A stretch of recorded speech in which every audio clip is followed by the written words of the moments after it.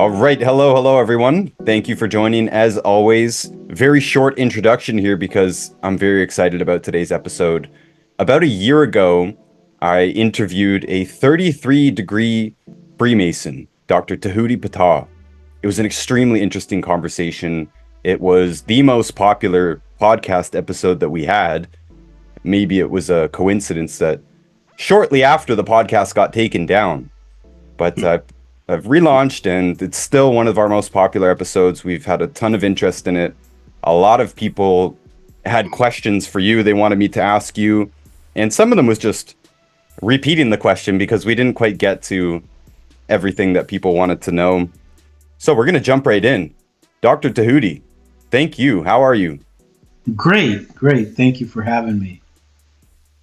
I think the most common question after our recording, there was a bunch of deep level questions, but really a lot of people were curious as to why you even came on in the first place, because you're not promoting anything.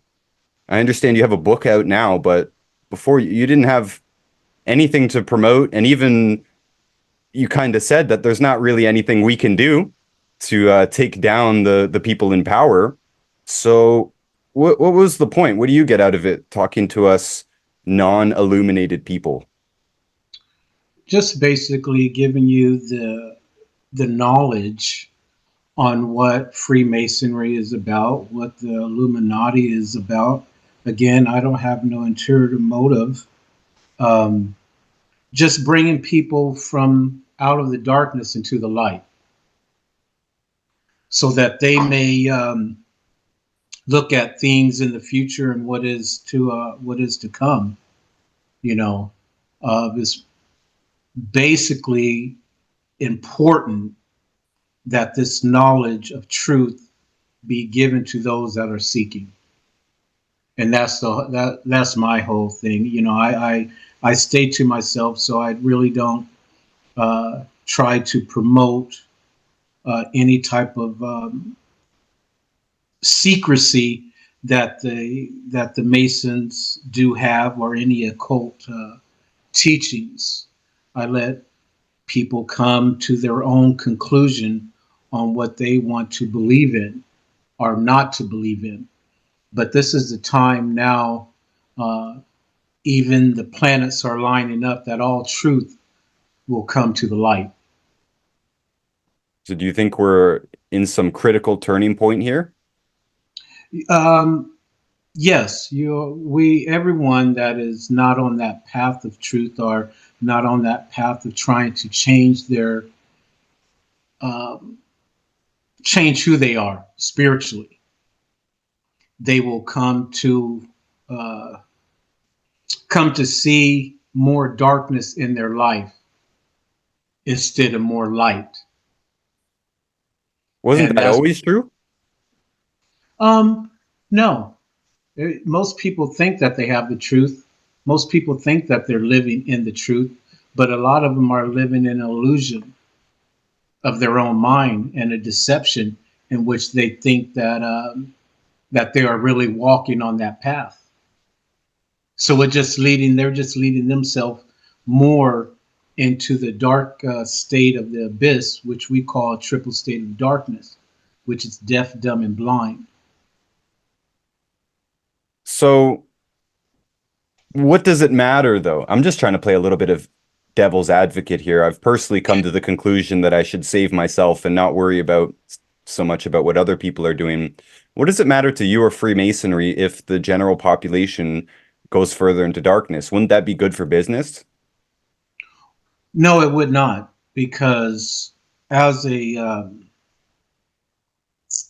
as an individual of knowledge and an individual of truth, I believe that everyone's soul and spirit should be free.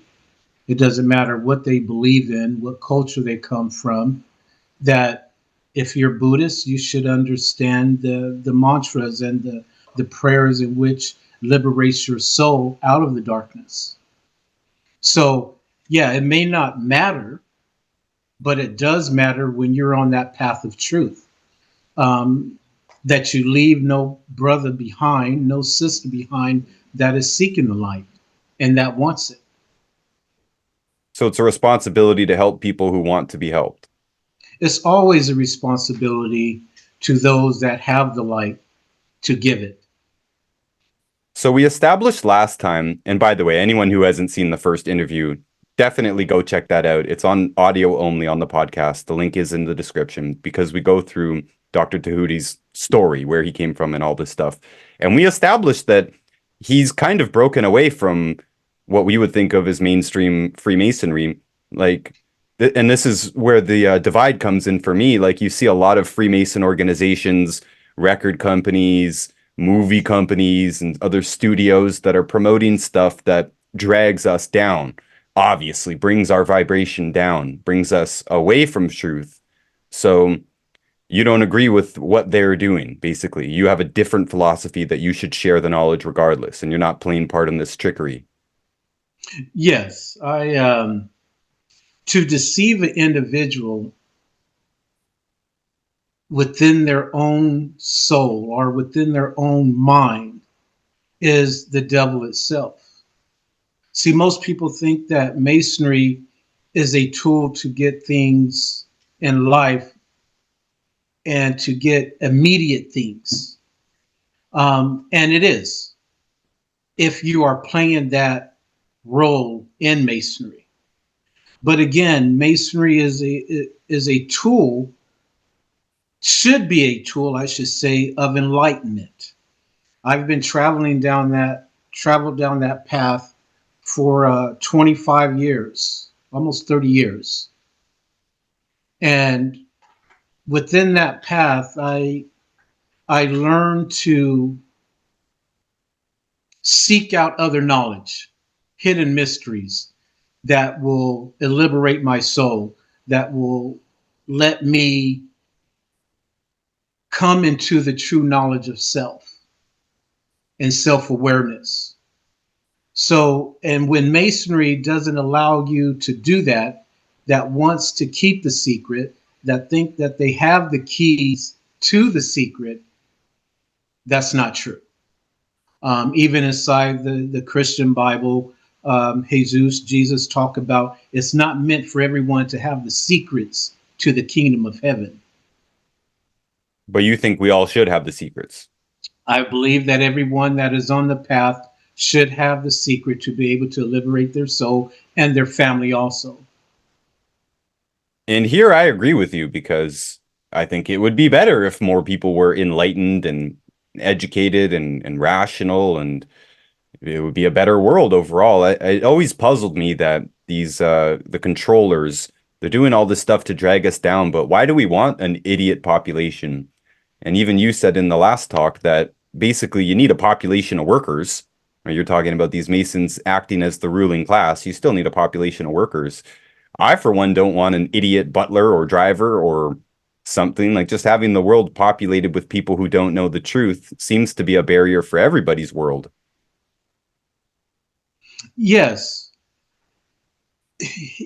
Again, inside the Christian Bible, our book, it says, when you know the truth shall set you free. Masonry, or I should say the occult teachings of Masonry, because you have to understand there's two types of Masonry. You have the speculated Masonry and you have the operated Masonry. The operated Masonry is what builds structures. The speculated Masons is what builds the temple within each and every individual. So when you are looking for truth, you know that you have to go within inside yourself to find the divine truth, whatever you may call it, whatever, people call it God, people call it Allah, people call it Buddhist, people call it Krishna. It is what you basically believe. But most of the people will not take the time out to separate themselves from the world. So that's why, I stepped away from Masonry, is for the simple reason, being around brothers, they're not taking their time to step away from the world, to work on self, to work on self discovery, self awareness, self discipline. So they're not willing to give up their job. They're not willing to step away from their family for a certain time to find out who and what they are and what they're capable of doing in the world around them. What world that they create. So the truth within inside of them lays dormant, and there is no what we call in Buddhist. There is no resurrection of the Kundalini. So, couple interesting things to me. Am I correct in thinking that what you're saying is that God is basically subjective? Does Masonry have a specific view of God, or is it just literally whatever you believe to be the truth? Well, in order to become a Mason, you must believe in God. So the how I say it, the criteria of becoming a Mason in the lower degrees is believing in that and believing in a God. But when you come into the higher degrees, you have to understand that that God that you believe in is within inside of you. And through that belief in the internal God, you're able to manifest the cause because God, or whatever you would like to call it, is the cause of all things. So you can't put I know we do run around and saying, God, God, God, but most people don't know the foundation or even the etymology of what that meaning is. So when you get into the occult teachings or you get into the Gnostic teachings, we use it as the symbolism of your higher self.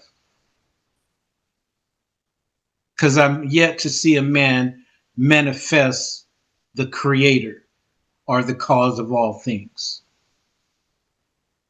I think I understand that. Okay. And you were talking about this discipline, and again, for maybe those who haven't heard the first interview or might need a refresher, you're obviously very, very disciplined. You did years of silence. I can't remember how many years you can 12 tell. years. 12 years of 12 silence. years of silence. That's a long time. 12 years of silence. That's very serious.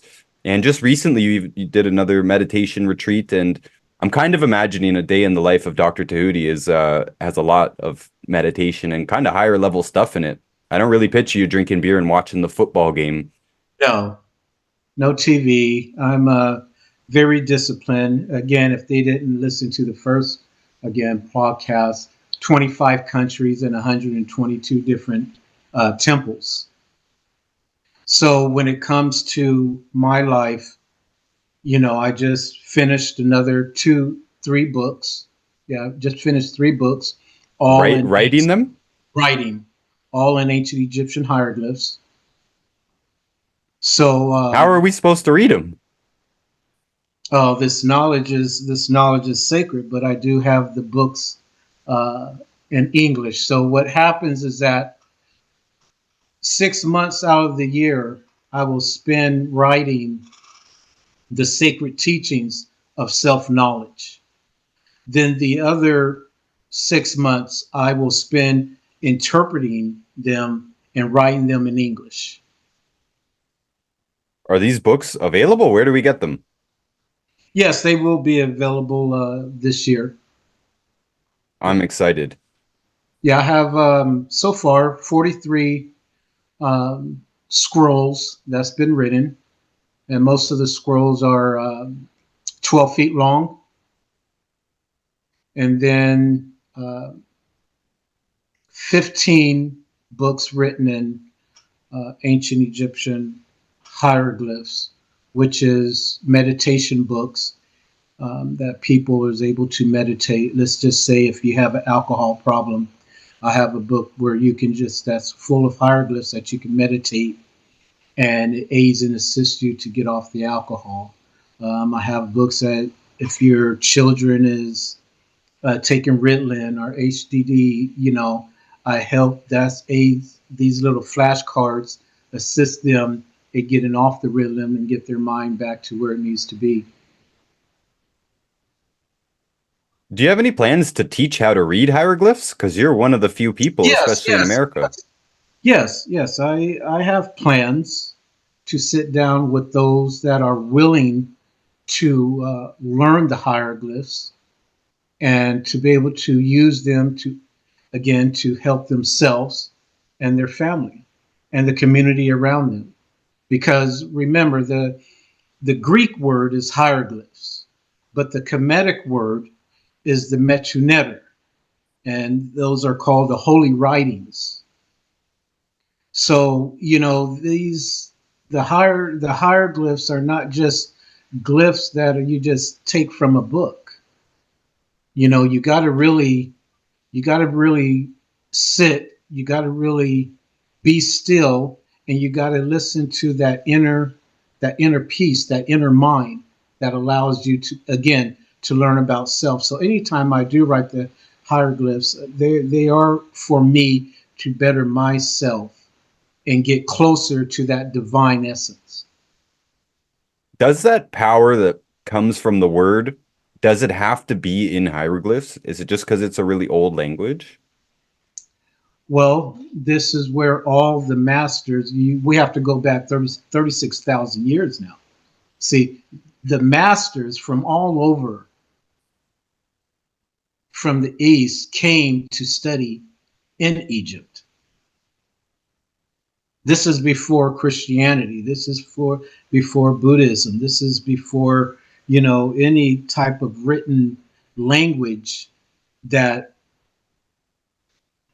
well, before any type of written language that would assist you to get into the higher consciousness of the world at that time.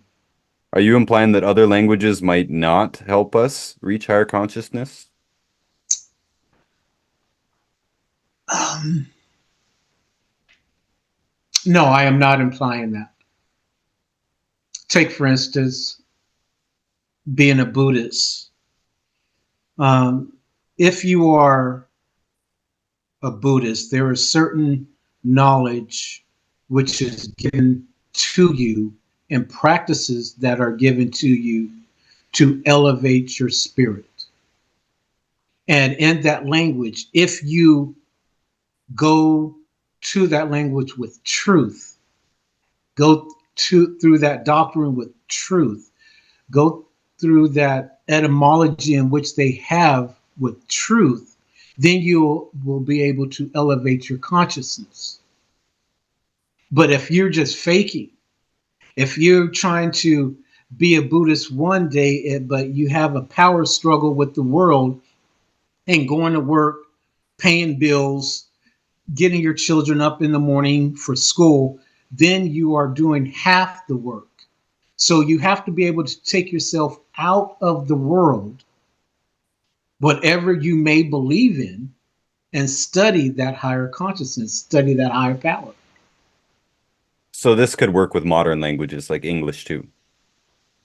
English is what we call in the higher learning is a bastardized language for the simple reason is one word means so many things.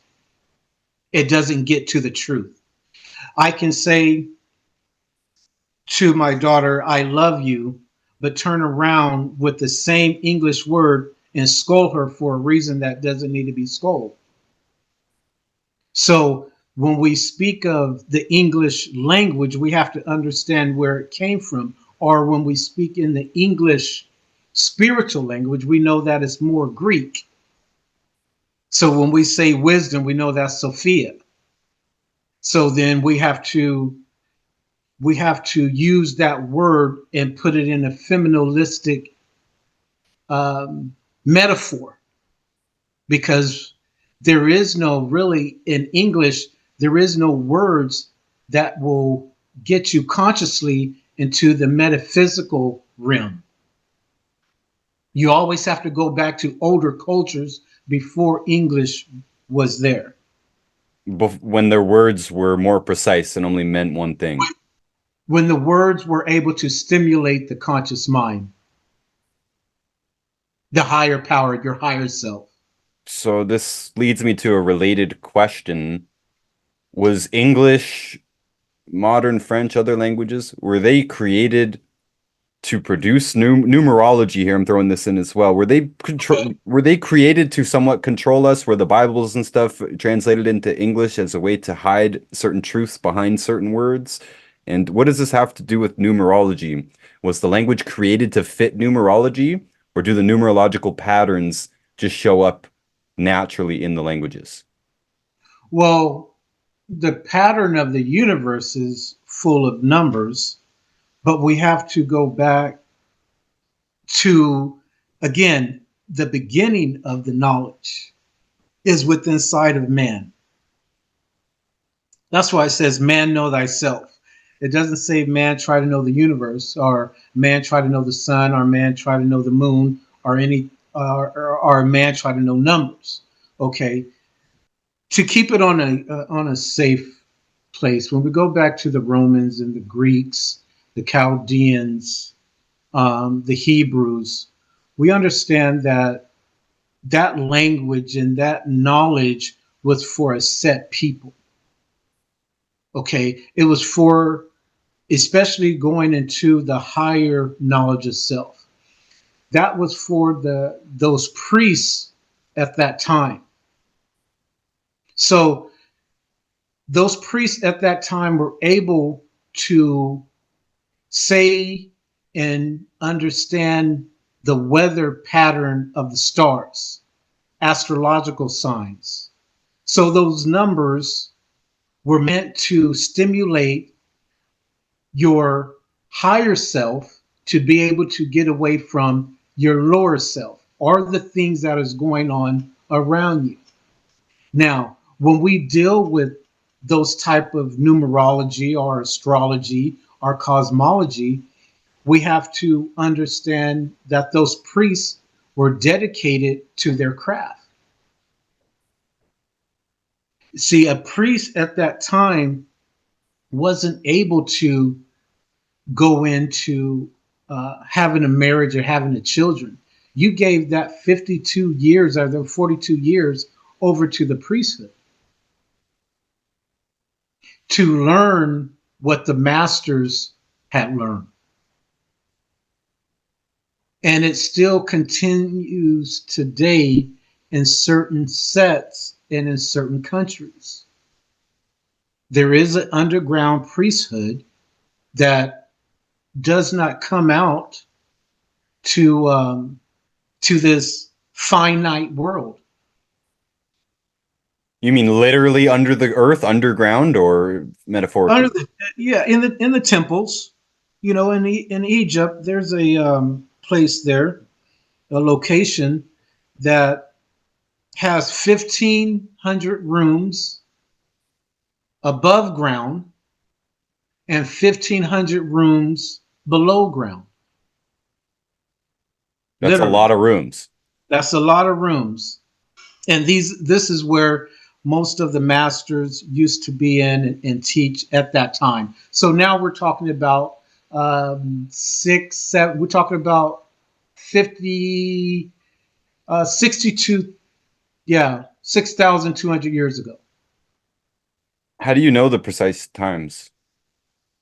I've studied. I have the books.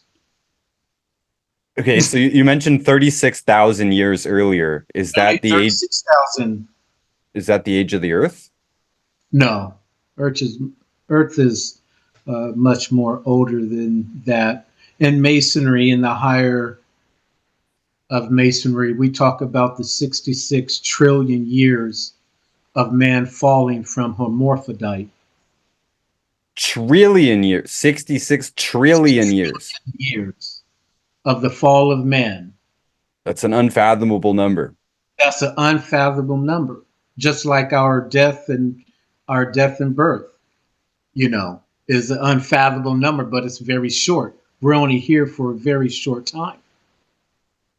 A lot of people think the Masons or the Jesuits and a lot of people think those are kind of the same organizations. We talked about that a little bit last time. But a lot of people think that they went in and changed the Bible or wrote it for their own purposes or wrote it just for the purposes of deceiving us and stuff.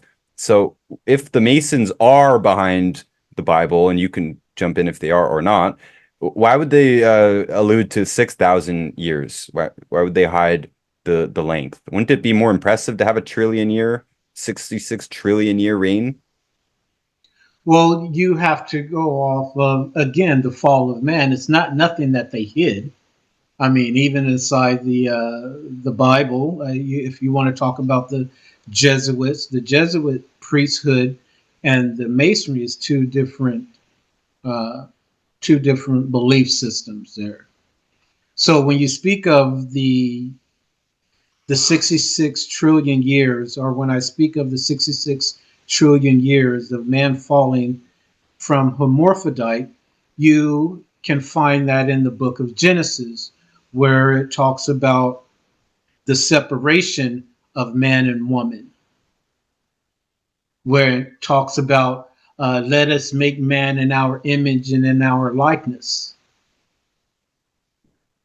And so, man, he created he, them. So, not to go too far into it, but they secretly hid certain messages inside the Bible to be able to decode, or only they would be able to decode what the world and the length of time that man has been here. But it's for a certain reason. But you can't leave out the Hebrew book also. You have to put that Hebrew inside there because of the Jesuit priests learned from the Hebrew. That's where it all started anyway. How come we see so much overlap in the Jesuits and Freemasons? Can you be both? um, the Jesuit priesthood don't refer to themselves as Freemasons, and nor does a Freemason able to be a Jesuit priest, not unless he is conferred over to that knowledge. And most of them are not conferred over to that knowledge because they have too many things going on in their life. Now, a Jesuit priest um, is a priest because of the length of time which he has studied. Are they different truths? Or is one of them wrong? Well, one deals with science and one deals with, the hidden knowledge. One is, deals with occultism, metaphysics, and one, deals with the metaphor, the science, what we can prove. It's almost like being a Gnostic And and an this, atheist. okay, okay. So what was the significance of 36,000 years? The significance of 36,000 years is the writing dating back the temple writings on the walls in Karnak, which is in Egypt, and the tombs. That's how old And they are. yes, yes, we can go all the way back. Even if you want to go back to the Sumerian writings, if you want to go back to the Atlanteans, but man coming out of the darkness was 36,000 years. Most people want to put a time on those pyramids, but they understand that at one time those pyramids were, well, the Sphinx was covered with water. So that leads into another question. Probably one of the most popular ideas right now in the conspiracy world is that there are cyclical destruction events. And a lot of people are honing in on the dates of the Black Death, the Mm-hmm. plague, as being actually a major destruction event with fire from the sky and crazy lightning storms and maybe a solar flare that basically ended much of civilization as we know it. Do you guys have knowledge of these cycles? And are they true? Yes, we do have a book that talks about the cycles of life and the destruction of life. But to get to the truth, you must, become that archaeologist that goes out and search. We have temples off the coast of India in Sri Lanka that's underwater, pyramids. We have temples off the coast of Japan that's underwater. We have temples off the coast of China that's underwater. Okay. We have the in South America, most of the Amazon and the pyramids that you find there were underwater at one time. And so if you take let's just say if you, and also in the Sahara Desert in Africa, they found a ocean there that has bones of whales.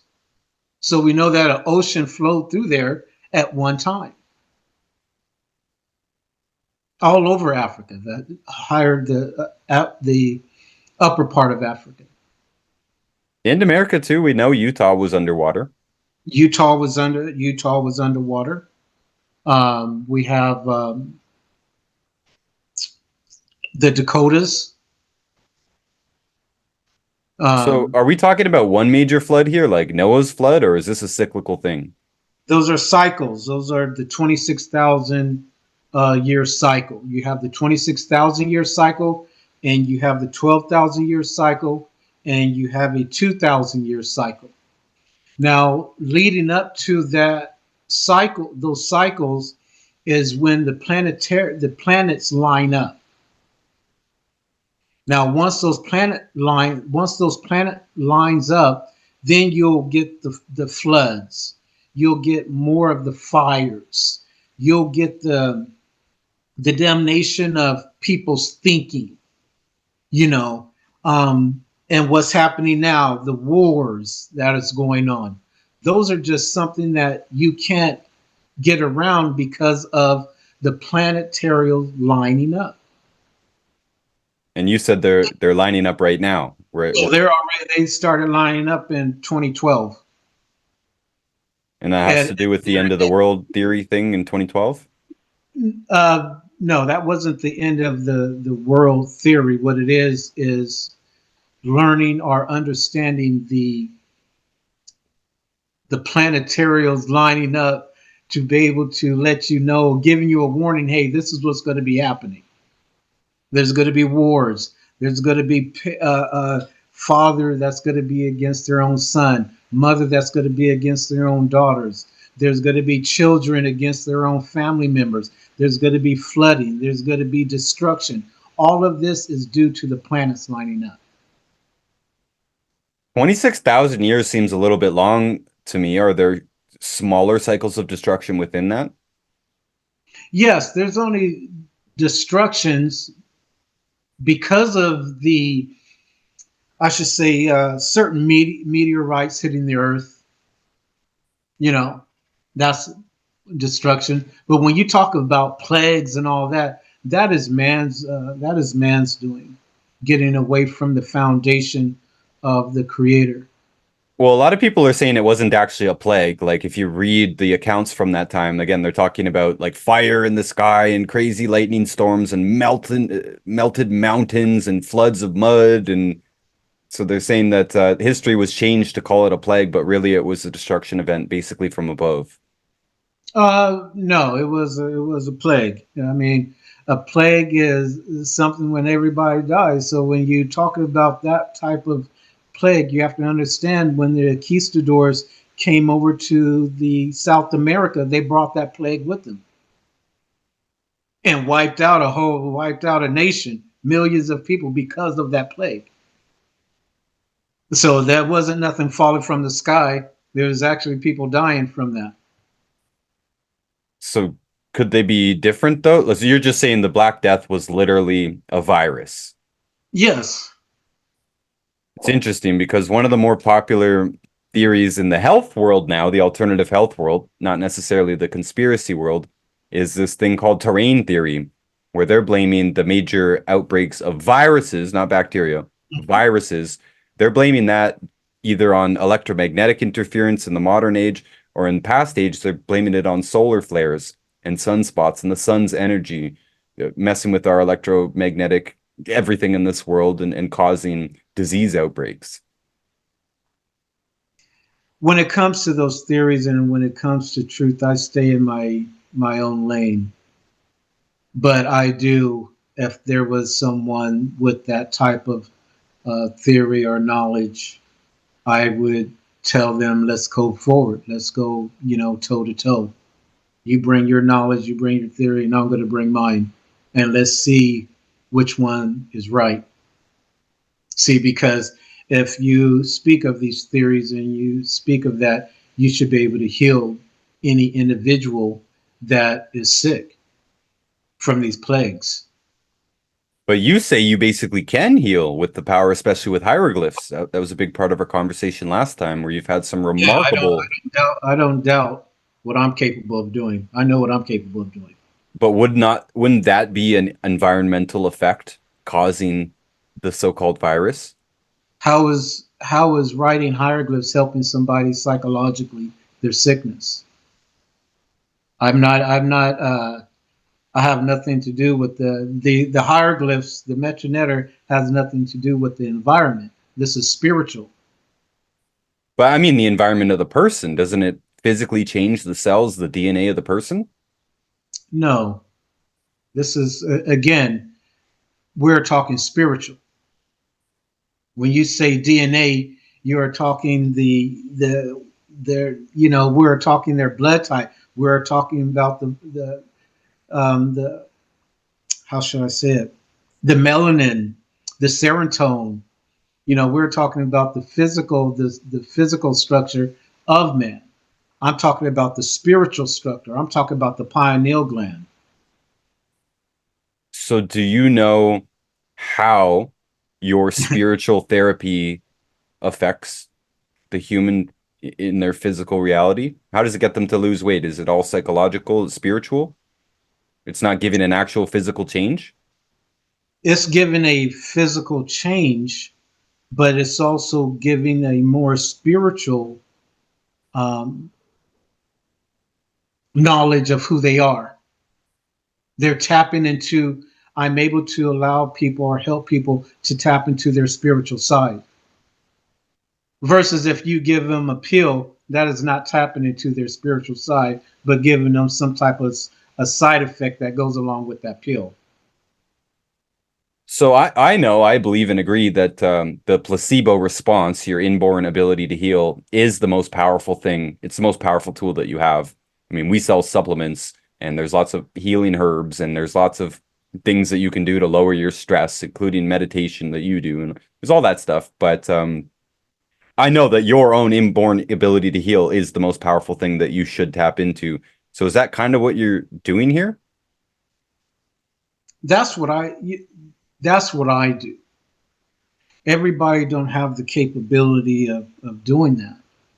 And I mean, please understand, we can give all types of supplements to the individual to heal their physical nature, but they can also relapse in that physical nature.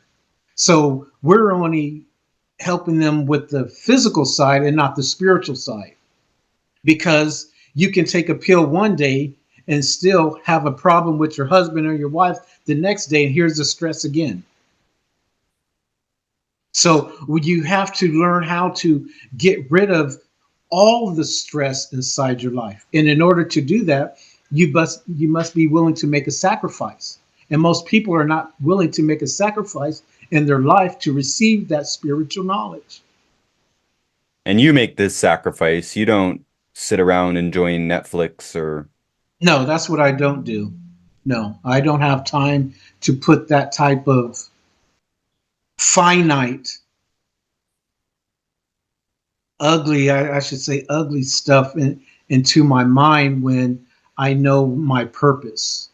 And that's what's going on with our children now. We have children at what, 4 years old now, 3 years old on computers, Hmm.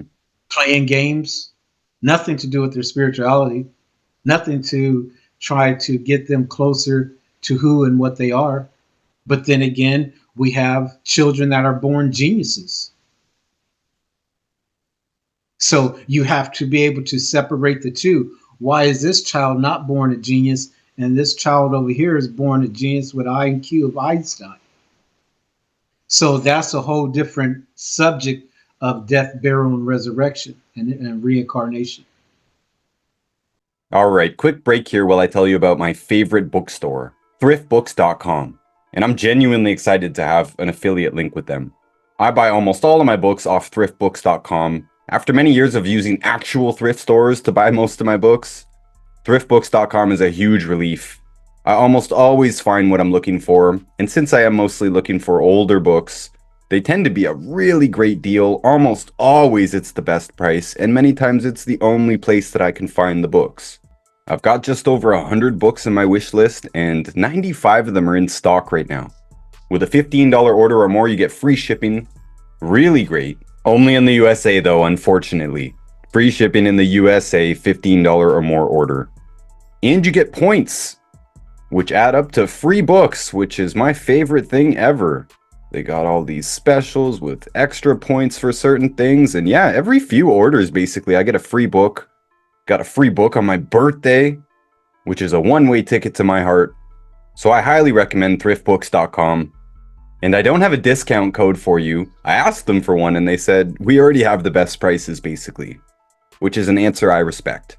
But I do have a link where I will get a commission, 3% if you're a new customer and 2% if you're a returning customer, which isn't much, but it sounds great to me. I'm happy to promote thriftbooks.com in any case. And I would appreciate it if you did use my link. It is in the description. And now we can get back to the episode. So I spend a lot of time working. I don't spend very much time with entertainment or pleasure. But That's right. I'm imagining that you wake up and your top priorities are all having to do with yourself, spirituality, and like you don't have probably a list of errands that you have to do. Maybe I'm wrong, but I just No, pictured no, that. yeah. Yeah, this is your top priority, is your own mental world, your spiritual world, your elevation, your knowledge. 3:30 in the morning, every morning for the last 13, 14 years now. What's with the 333? uh, um, it's a mystic number that goes along with the vibration of the atmosphere of the moon and the earth combining together. Every day at 3:33 a.m. Every day at 30, yes, every day at 3:30. And I do hydrotherapy, which I drink water. So before I even do my prayers, I may drink about 12 ounces of water. And I do that the first at 3:30, I do the 12 ounces. Then at 4 o'clock, I'll do 4 ounces. Then at 5 o'clock, I'll do 3 ounces of water. Then I'll start back over at 12 o'clock. Is this a special type of water or just tap water? I filter the water. Yeah. So you're on top of yourself physically too, it looks like. I mean, the first interview was quite startling to me, and lots of people, even though they only listened the audio, they couldn't see you. I was totally expecting just something completely different. We think of Freemasonry like all these signs and symbols, all these controlling events and fake events. We see them as like evil, right? We see all the Satanism that the music and the movies are promoting. So I was totally thrown off because that just doesn't seem to be what you're about at all. And yet the same organization produced these like diametrically opposite styles of going about your life.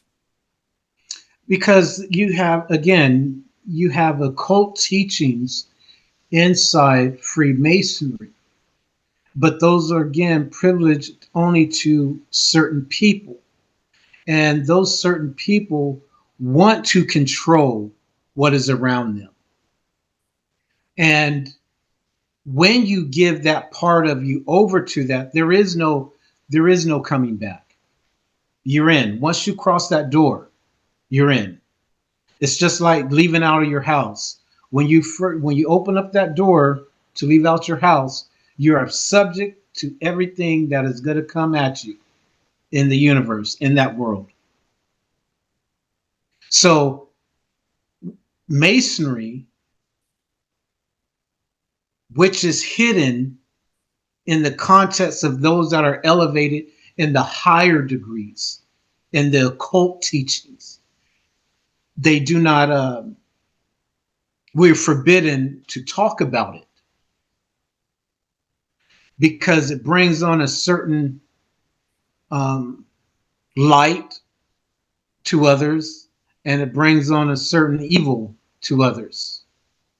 Most people, most of the higher masonry want to keep people in the dark because to be exposed truly of what they do is you bring very bad harm to yourself. So how come you can talk about all this stuff without consequence? So I'm not worried.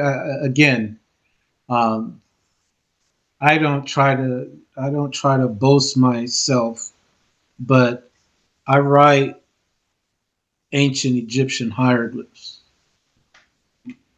and not to go too far in it, I'm not too worried about what I do. I write and I can see things coming before they get to me years out. Is it the hieroglyphs that somehow tell you what's coming? I write them before they get. I write it before it gets to me. You write, Before any type of trouble, before any type of evilness of the world comes my way, I already know what's coming. so So you I write them stay for out. protection. Yes, for protection. I don't really worry about too many too many things. I don't. I'm not scared of death. I'm not. I live my life the way I live it, and I protect myself. So if a Mason was to come to me and say, "Hey, we heard that you're giving out secrets," or well, hey, I used to be one of you brothers, but I can promise you that if you try to do anything to me, any harm, there's going to be some consequences spiritually. I do not. I don't. When it comes to that, I don't hold my tongue. That's why I focus on the inner peace and practice the yoga, practice the Buddhism. And I think this is part of spiritual elevation in the first place anyways. I also genuinely am not scared of dying or really of even being harmed just at all. Like truly not scared of it, and it's very relieving. I let me see here. I wanted to show you. Can you can you see this? Yes. You can. Hmm. Okay. This book here is a month. Take me 30 days. This here, can you see that? Yep. Okay. This tells the individual that is getting ready to read this book the harm that will come to them if their knowledge is not where it should be. If they're just here are trying to use this book to harm somebody, then they really gonna harm themselves. That is all in hieroglyphs, if you can see. And those hieroglyphs come from you? You download them from Yes. the ether? Yes. Okay. Okay. This book is called The Mystic Hands. You see that? Yes. Okay. I've never seen any actual hieroglyphs look like that. For the audio people, we're looking at a bunch of smaller hieroglyphs like you would expect, but then a large part of the pages are taken up with these hand gestures. Yes, it's called The Mystic Hands. It's like the sacred sign language. And some of those symbols I don't think I've ever seen before. So are these hand signals that you can use? Yes. Are they only If used to signal someone else, or are they used for spiritual purposes yourself? they're used for spiritual purposes. Okay. So, like, in what situation would you use the hand gesture that we're looking at with the thumb in between your four fingers? Okay, this one here is Taurus. This is the Taurus sign. This is also astrology. This is cosmology. So this is the sign of Taurus. So now this sign, this right here is stubbornness. So, what would be the practical application of using that? To control your discipline, of not your temperance. So, if you find yourself getting too hot and bothered by something, You just pull the yeah. You could pull these out, yeah, and it lets you. Again, most of them has the serpent. you're showing me the fingers crossed. Now, a lot of people Yes. associate that with Masons being like, I'm not telling the truth kind of thing, right? Or someone will cross their fingers behind their back if they're telling a lie as a superstition thing. Okay. Is that related here? This is no. This is crossing over from the physical to the spiritual. That's is what this scarab is right here. So you do that signal when you want to enter the I do spiritual. this signal. This right here is Gemini. This is Gemini. This is a sign of Gemini. As we know, some Geminis they can be, 1 minute they're one way, the next minute they're another way. Two-faced. Right. So this is the astrology sign for Gemini, but for a personal aspect, it's a sign of, again, going back to discipline. How come you used Gemini instead of Janus? Isn't it Janus?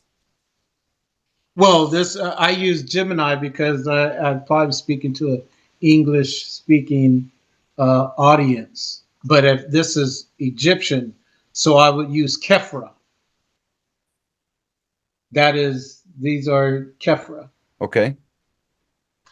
So you've got to just download these from the ether, write them down as symbols, and then spend the next 6 months translating them into English. Yes. Well, I can write. I know exactly what they're saying. This symbol here, it's like the devil horn thing. This one right here is Scorpio. You see a lot of rock stars doing that and stuff. Everyone says it's a devil symbol.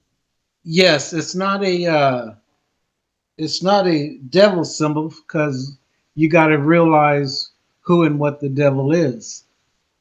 Okay, most people they are their own devil. They create their own havoc. They create their own chaos. So when we speak of the devil, that is only a sign to allow individuals know or the world when people do that, they feel that that is the sign of the Illuminati or the sign of the goat, which, if you run in that circle, it's only letting the individual, when you do the sign, letting them know who you are and what you're about, and that you believe in what they believe in. That same sign that I showed you, you can use in a courtroom. You can stop court proceedings with that sign if you're in the higher knowledge. How will somebody know if you're in the higher knowledge or not? Like, I say I'm in court, I throw the devil symbol. I'm just calling it the devil symbol just because that's what we're Okay. used to thinking, or the goat symbol. I throw that up. How do they know I'm not a 33-degree Mason? Well, not all Masons throw that symbol up. And if we do throw that symbol up, there's another symbol that goes with it in the palm of our hand.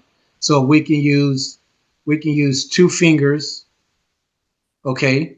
Or we can use, which I have inside there, you can use the top of your hand coming over it, covering it.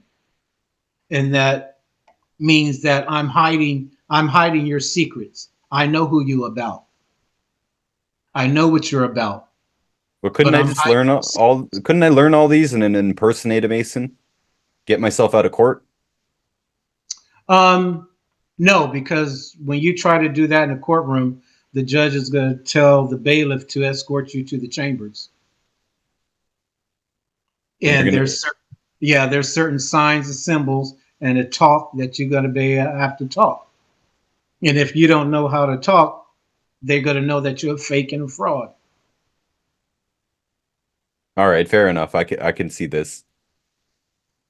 So you said very clearly you're not afraid of consequences of speaking whatever you want to say, and you've been very clear about telling us what you want to say, and I'm sure leaving stuff out that you don't want to say. But have you ever had a talking to or anything? Like I know you're not afraid of them, but has anyone been like, "Hey, Dr. Tehutie, you're giving out our secrets. We don't like this." Not in that manner, but they come to me and say, brother, what you're saying is against one of the laws and oath that we take in masonry, never to reveal any signs, secrets, or points of Freemasonry. And you took So that oath, yes, I've taken that oath. so you don't feel that you're doing something wrong by breaking it. Once you have the knowledge of self, and once you see, it's like giving a child a book, and then once they reach 23, 24 years old, they find out that the book is a lie. Now you got to question and go back and begin to question, why were you teaching this the whole time and it was a lie? It never helped me to elevate who I was. It never helped me to elevate my mother or my daughter or my son. You mean the It was secrecy never helped you? the secrecy, right? So you think that's a So false teaching?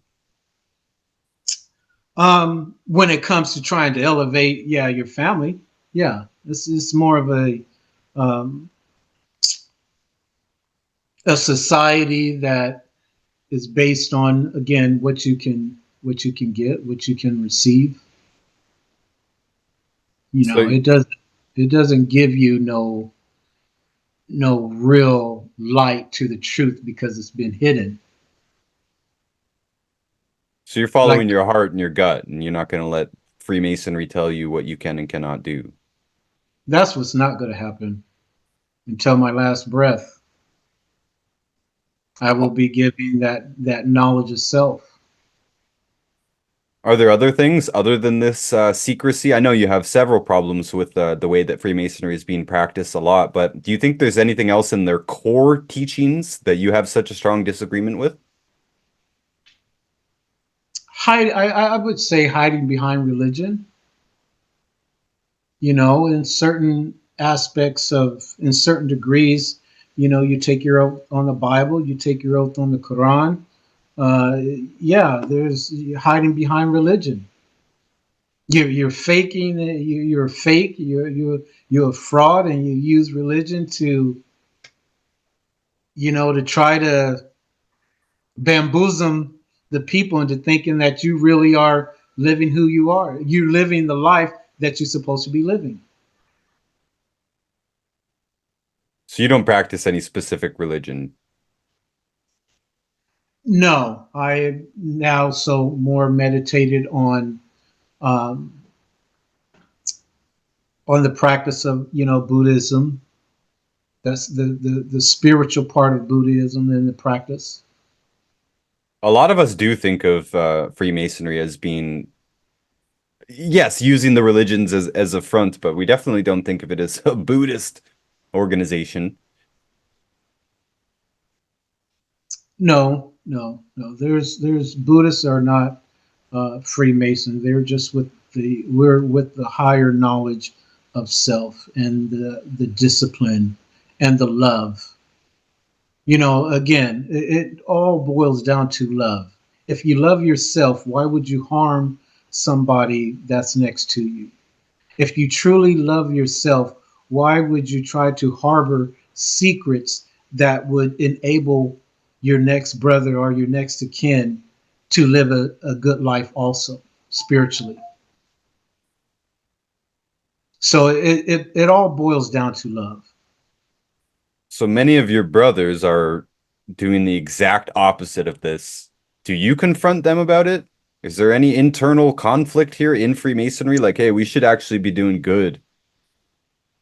I talk to the brothers about what they should do, but when it comes down to my spirituality, I do not allow that to be a deterrence on my purpose here on this rock here. They're Okay. going to do whatever they want to do anyway, regardless of what I say. So long as they don't meet me at my door, I am fine with that. Obviously, people like you are a minority in the Freemason world. Does that worry you? In what way? Well, do you have children? Yeah. Are you worried that they're being brought up in a world that's being dominated by these people who are using the teachings of Freemason to enslave humanity, keep humanity down? They have to live Um, in that world too, right? yeah, they gotta live in that world. My children are about that knowledge. Yeah. So they're So going to be protected I don't because of know what young you've taught them. children. My children are older. They're in their Okay. thirties. Yeah. So So they they're already know protected to do that. Yeah. because you've taught them the right way to use the knowledge. Yes. Yes.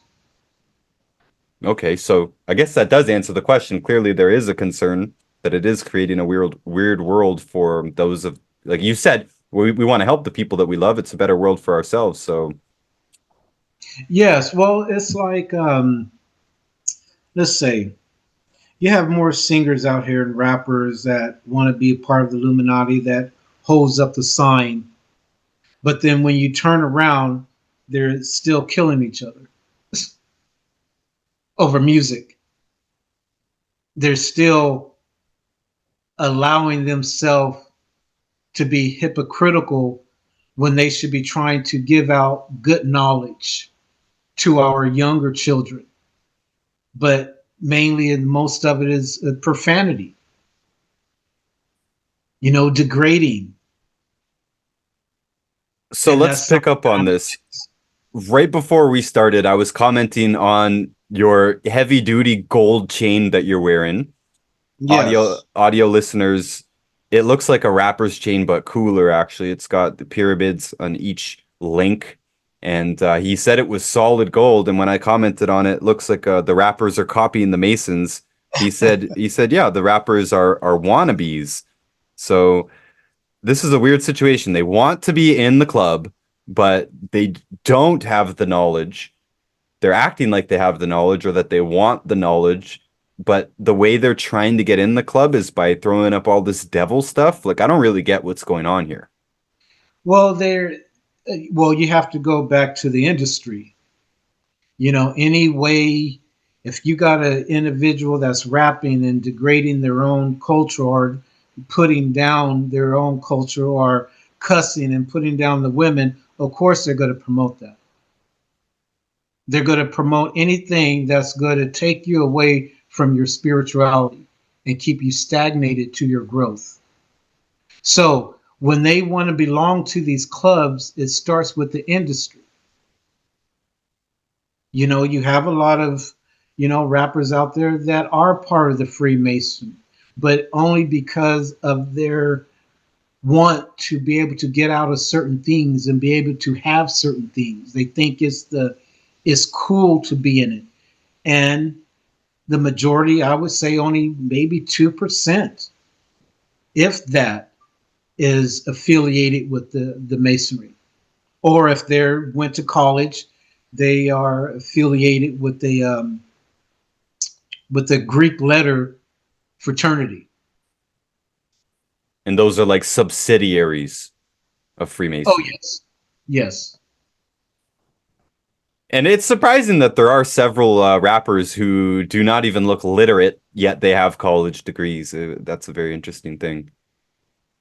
And Right. they go on to act like an idiot, and yeah, of course, dumb us all down with their dumb music. Very interesting. So these rappers are not actually ever going to attain enlightenment, and they're probably not even trying to do that. They're just trying to get into the power club. Yes. Yeah. They would never take time out of their, even with all the money that they have, they would never take time out to go travel to any temple, to sit with any Buddhist monk or any master to gain that enlightenment at all. So they won't be taken seriously by people of your status within No, Freemasonry at all. none whatsoever. So they're selling their soul for nothing. Is it literally selling your soul? Yes, that's exactly what you're doing, and that's exactly what they do. They will never be able to bust that the pineal gland, what we call the acorn, you know, to be able to receive that spiritual knowledge. So you didn't sell your soul. No, Even when you took your oaths and stuff, like it was all for the higher up stuff, the illuminate. I was at that time. I was 20. I came into masonry at 21. At that time, I was still in darkness and seeking that knowledge. Again, my father was, I came in, my father was a Mason, my grandfather was a Mason. So it was my understanding to follow into that foot trap. But actually, when I became more knowledgeable and more understanding, I began to move away from it because it wasn't something that my soul or my spirit identified with. And we talked about that last time. You kind of took what you wanted from Freemasonry and left the rest. Yes.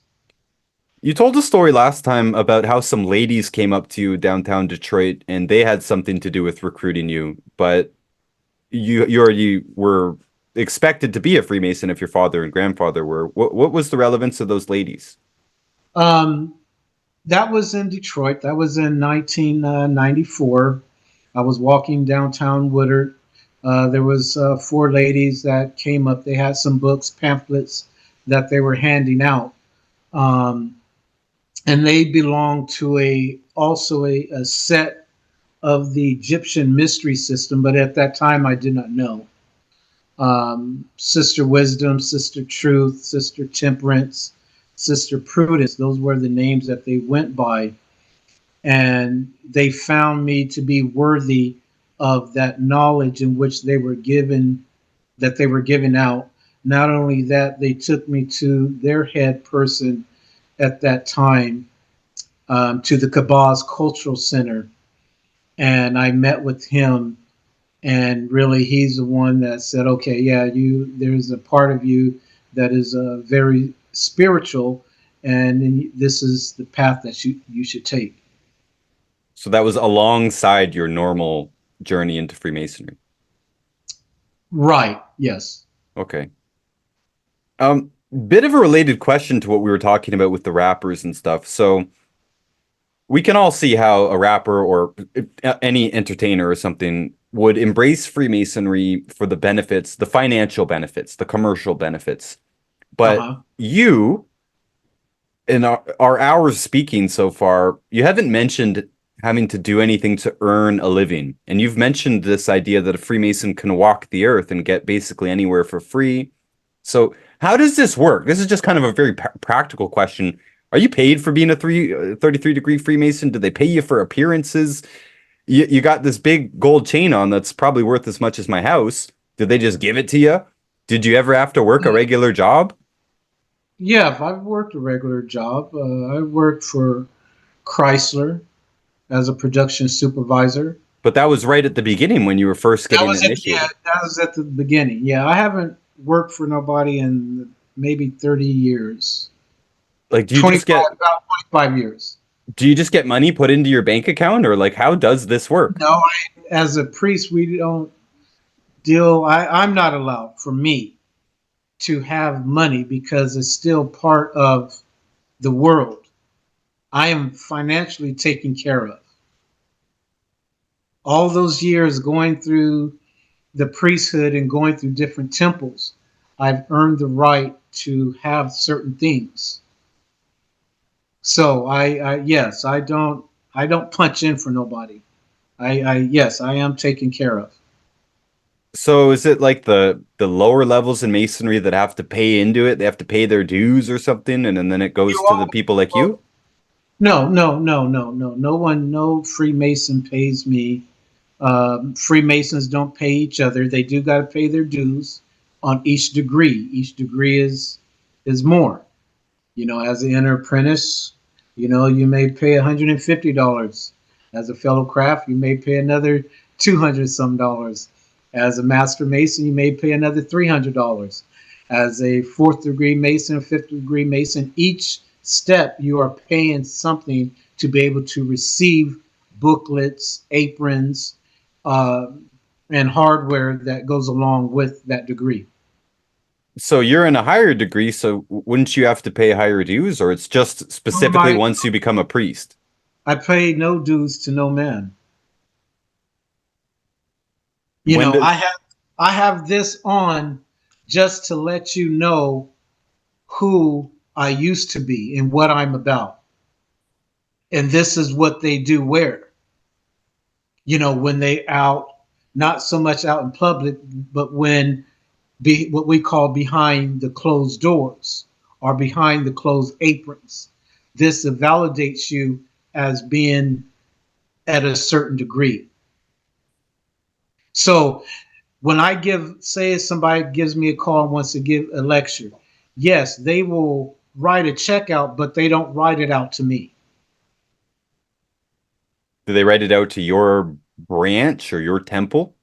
No, I also have an organization. Like a corporation or a charity? I have a corporate, yes. Okay. It's pretty complicated. I'm interested because it looks like a lot of the higher ups just don't seem to care about money at all. And why should we?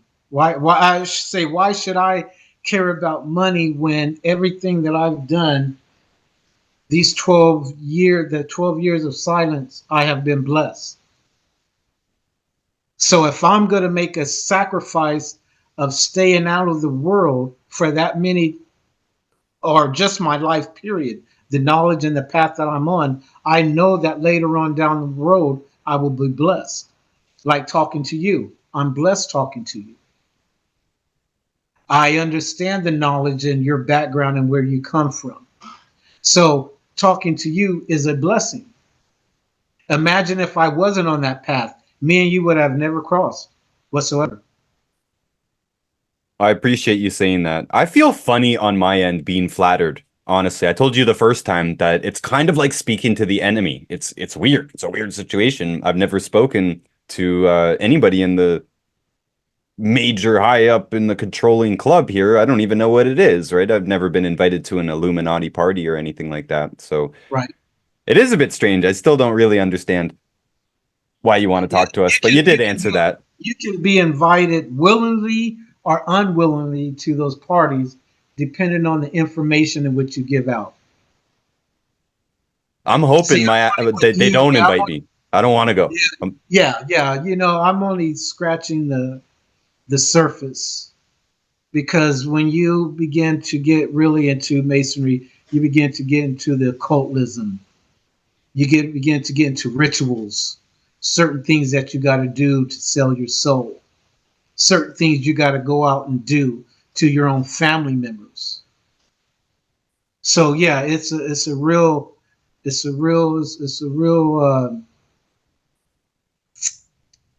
dark secret organization. But you didn't have to do that stuff. No, I removed myself when it got close to crossing that line. So again, I've been initiated in 8 different orders, Masonic orders. the Rosicrucians. I've studied that. I've um, the Order of Melchizedek priesthood, um, the Madame Blavatsky, her teachings. I went through and got initiated in that. The Golden Dawn, I got initiated in that. So yeah, I've been not just Freemason, I've been through all the occultism to be able to receive the knowledge in which I have now, because you got to be able to decipher the truth. So my path led me down that path. Everybody's not prone to go down that path. In the last recording, you had kind of implied that you were more or less in the room when some of these evil things were happening. What were you doing in the room if you were just steering clear of the whole thing? Well, one of the incidents was they invited me. They found out that I was in town. And so my thing was, I thought it was going to be a pure initiation. So when it's what we call a pure initiation, that means that you are elevating one brother from one degree to the next degree. So as in when I did go into the room, gave the proper knock to be able to enter into the room. And during the proceeding of the initiation, when the head person told the individual that he would have to strip of clothes, I I just couldn't get with that. And so me being at the degree that I'm at and me being a Egyptian priest, I'm able to stop all proceedings of any initiation. I don't care what order you're in. If you invite me to your temple and I see that that temple is not regulated or governed by truth, I can stop it. And so that's what I did. I Have you stopped the whole procedure. have you been present for any of these like sacrifices, orgies, and weird stuff we hear? Um, I have not been present. I have been invited, and a couple of them I refused, and a couple of them I have stepped outside the door and got into the car, and the people drove me off. Yeah, I probably would have done that as well. Yeah, that's why I'm saying you have to. Um, there's certain blood sacrifices. There are certain sacrifices that you, when you're up in Hollywood, that you sign your name with your own stuff. So do you think any of those are necessary at all, or just something that people have made No, up? it's something to keep your mouth, and it's not made up. Something to keep your mouth shut. That is one of the main theories that they make, especially these rappers, these people who want to be in the club, they make them do all these crazy stuff you wouldn't even believe and get it on Right. camera just to blackmail them. To shut them up. So you could never speak or that video gets released. You can never speak of the organization or anything again. Yes. And some Or people have so spoken about it, but it doesn't seem to make it anywhere. No one does anything well, about yeah, it. they speak about it. Some of them come up sick, you know. If you want to theorize, like Jamie Foxx, he came up sick. We got certain people that really come up sick. Can we jump into Jamie Foxx for a second? He recently Okay. did this movie about clones, and Hmm. the conspiracy world jumped all over that. And even before that, they were speculating what happened to Jamie Foxx. He looks different all of a sudden. He looks like he's been cloned. You believe in this? Do you know anything about this cloning? Um, in that aspect, again, I stay in my own lane. There are some organizations out there, some scientists that are out there that are private that do deal with the government that are beginning to branch off into that into that way of life. Well, people are theorizing that this has been happening for quite a while. Um, you can go back until 2009, 2010. That's it? Yeah, if you want to speak of those that's walking around. Okay. Other than that, it's an experiment inside the laboratory. But you're implying that this is real. They are cloning people. I'm implying that there are individuals out there that are able to do certain things. So Jamie Foxx has been replaced. I don't know if Jamie Foxx has been replaced. Jamie Foxx took a very, what we say, a Humpty Dumpty, a very bad fall. And all the King horsemen and all the King's men couldn't put him back together again. So yeah, he'll be going through some trials and tribulations in a few months. And it appears his head tattoo has mysteriously vanished as well. Yes, Okay, I that appreciate your semi frankness here. that It's very interesting. So if they step out of line at all, they could just be replaced. they can be replaced real fast Does within 24 hours. and those people are all pawns. They're not real Masons. They're just pawns. Does being a real Mason protect you from that punishment? Yes, yes. If you are true to who you say you are, and you have climbed the ladder, if you have climbed Jacob's ladder, then yes, those angels that is coming down from Jacob's ladder will protect you. Your answers are going to surprise some people because 2009 is not very far away, and yet a big part of the conspiracy world is hypothesizing that this cloning program goes back quite a long time, and they're showing pictures of any celebrity you name, whether it's Taylor Swift or Matthew McConaughey or Jamie Foxx, and they're finding older pictures of people in history in the 1800s or early Mhm. 1900s, and it looks Yes, just like them, and they're speculating that hey, there's not that many figures were given in history. So a lot of people assume that almost all of them are Masons. For example, I'm in Canada. There's not much history of Canada. I've read the history of Canada, several books. There's only a few characters that come up again and again, and invariably, most of them are officially Masons, and I assume the rest of them were too. Just saying that there isn't that many pictures of people in history, or even during like the Civil War and stuff. You see lots of people with their hand in their jacket, and we're saying that it looks like a lot of the characters that we've been given in history, both from books and uh, generals that lead wars, and then people that we get pictures of, because not every civilian had a picture taken of them until the 20th century. That right. that they were Masons. They're speculating that they were Masons. Like the whole Civil War is just a show, a theater put on by Masons. But then they're finding pictures of some of those soldiers and being like, "Hey, that looks like this celebrity in the 20th century. Or that looks like this celebrity now." So you're saying this? There's no truth to this, just Well, coincidence. it could be a coincidence, but you can't clone somebody when they're coming out their mother's womb. Okay, so you have to. Um, it all depends on what food chain you've come down. Really cloning did well that part. Anytime they ask for your blood,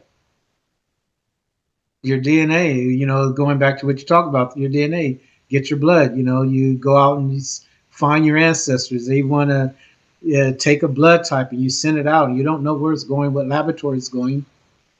So you have that part. Then you have the part of the reincarnation, which I told you that's a whole different subject. Which, if I can show you, this is what this represent. This is solid brass. I think I asked that last time. So you do believe in reincarnation? Yes, if you're at that knowledge, if you have received that divine knowledge and move forth through the ethers into your next life, What happens if you don't? then you'll be stagnated. You'll be back again.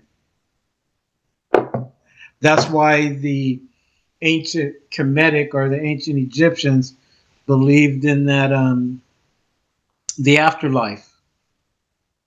You can even go to the Greeks. The acacia field. That's why they say, "I'll see you in the next life." Do you believe this is a literal next plane similar to this one or totally different? Yes, you have uh, you have some masters in certain countries that are able to lay this body down and come out of it. And go back into their body or go on to the next So realm? they can go into the next round, come on back to the body. Have you Again, practiced? that's a different subject. You asked me if I practice. Um, let's see. I went to bed in 2017 in my house. I think you remember. I fell asleep. I went to bed doing my meditation, doing some things, and it was October the 21st of 20. I'm sorry. Let me see. It was on Washington. So that was 2016. Went to sleep in my own bed doing meditation. And I asked a certain visual to make sure that I stay where I'm at. Don't worry about me. And when I woke up, I was in the community hospital and asking the doctors, why am I here? Who moved my body? Hey, check this out. They had these things hooked up to me. I pulled them all off. I said, I'm out of here. I don't know what you guys are doing, but I'm gone. See you later. That was it. So yeah, I've practiced that type of mantra. That's what it is, a mantra? Yeah, when you go deep into it. Now, you So started this off by saying you want to share this knowledge. So how come you're being weird about opening up about this? I want to do this mantra. I think that you've already done it, but you've done it unwillingly. What does that mean? Unwillingly means that you didn't know that you've done it.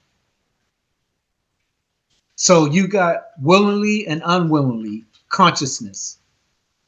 So you have done it unwillingly, meaning that you have been somewhere in your life that you didn't know how you got there, and you did it either through a dream of a manifestation in your life.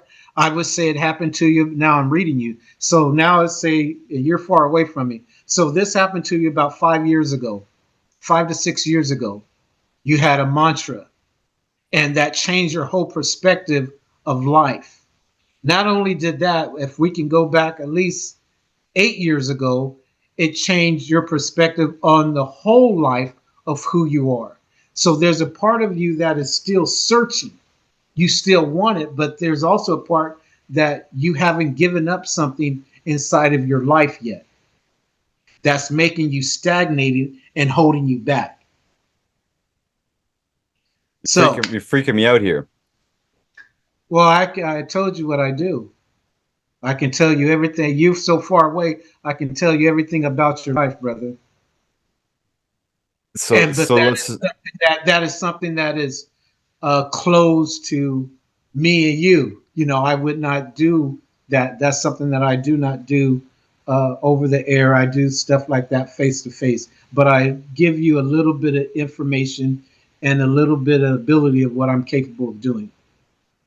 last time we talked, you were talking about writing hieroglyphs and I was mentioning that yeah, in personal development we're taught to write down our goals and taught to write things down in order to make them reality. And you basically called me out without hesitation. You said, "Yeah, you know that, but you don't practice it, do you?"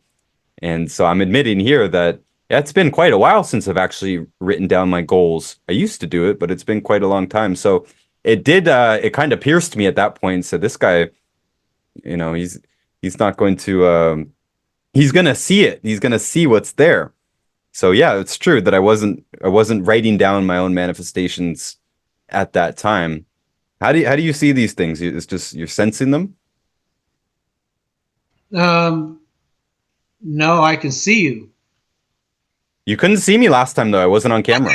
couldn't see you last time, but it was going through the way that you talked, certain words that you use, lets me know how far along you are in your childhood. And what I mean by childhood, your ability to come into the knowledge, the sacred knowledge.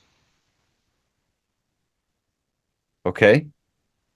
So before you were saying with this unwilling mantra that I may have said that I left Yes. my body and I showed up somewhere. Yes, you actually, I would put that the ancestors, your ancestors, those ancestors, even my ancestors, me, when we're on this path, ancestors do not change. It's not a black ancestor, it's not a white ancestor, it's not a Japanese ancestors. It's the ancestors of the hidden knowledge that comes to you, that still remains on certain planes that we with finite minds cannot see,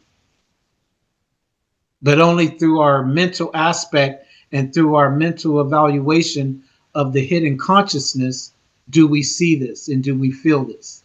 You have been through that, again, unwillingly. You have called upon and you have prayed on certain knowledge that you want, but it's not coming your way because of the stagnation. There is still part of you that has one foot in the world and one foot out. So straddling that fence.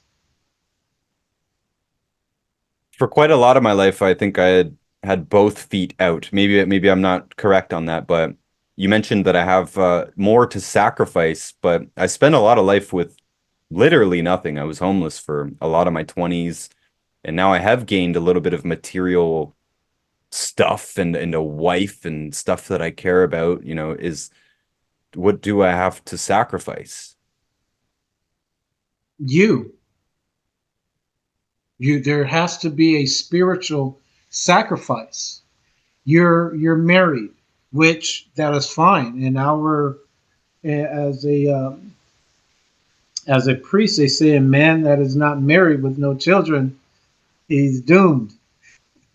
Hmm. So you have to have that child to carry on that spiritual knowledge when you leave this.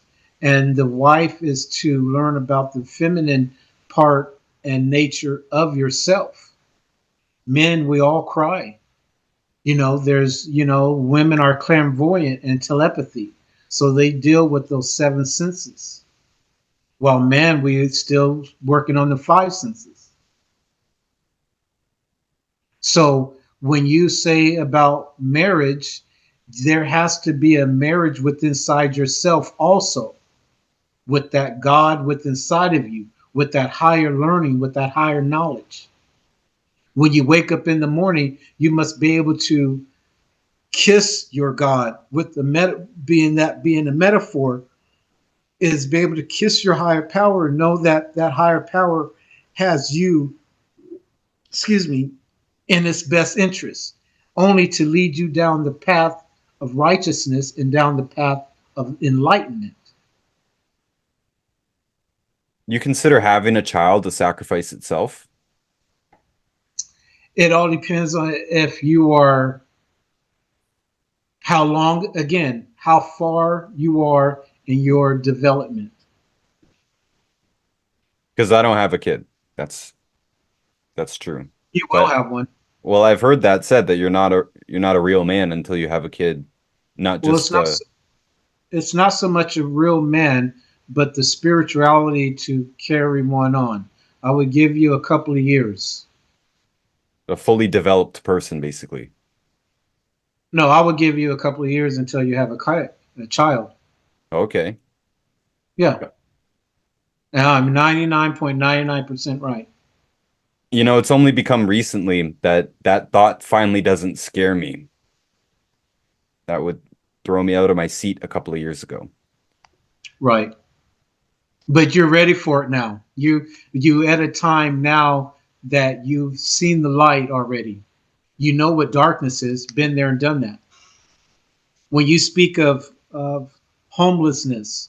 I've been there and done that. Most people think that I just came across this knowledge and I went to college and all. No, before that, again, I've been there where you've been. I've been homeless before. But it was for me to learn about life and the struggles of life.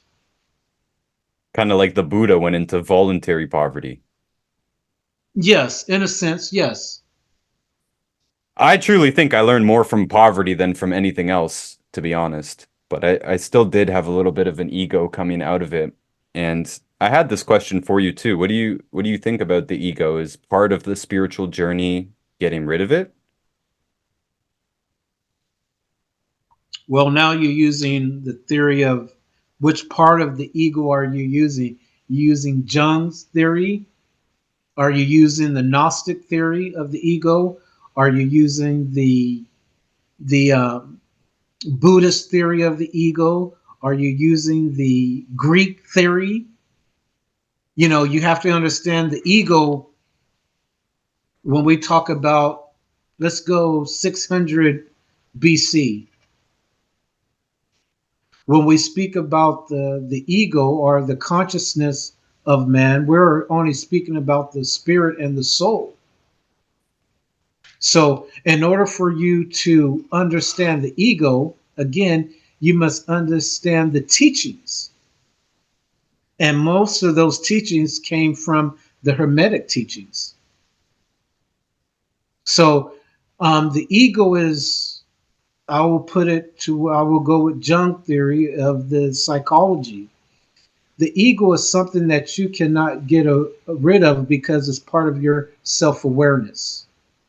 It's the driving force that makes your character stand out amongst other people.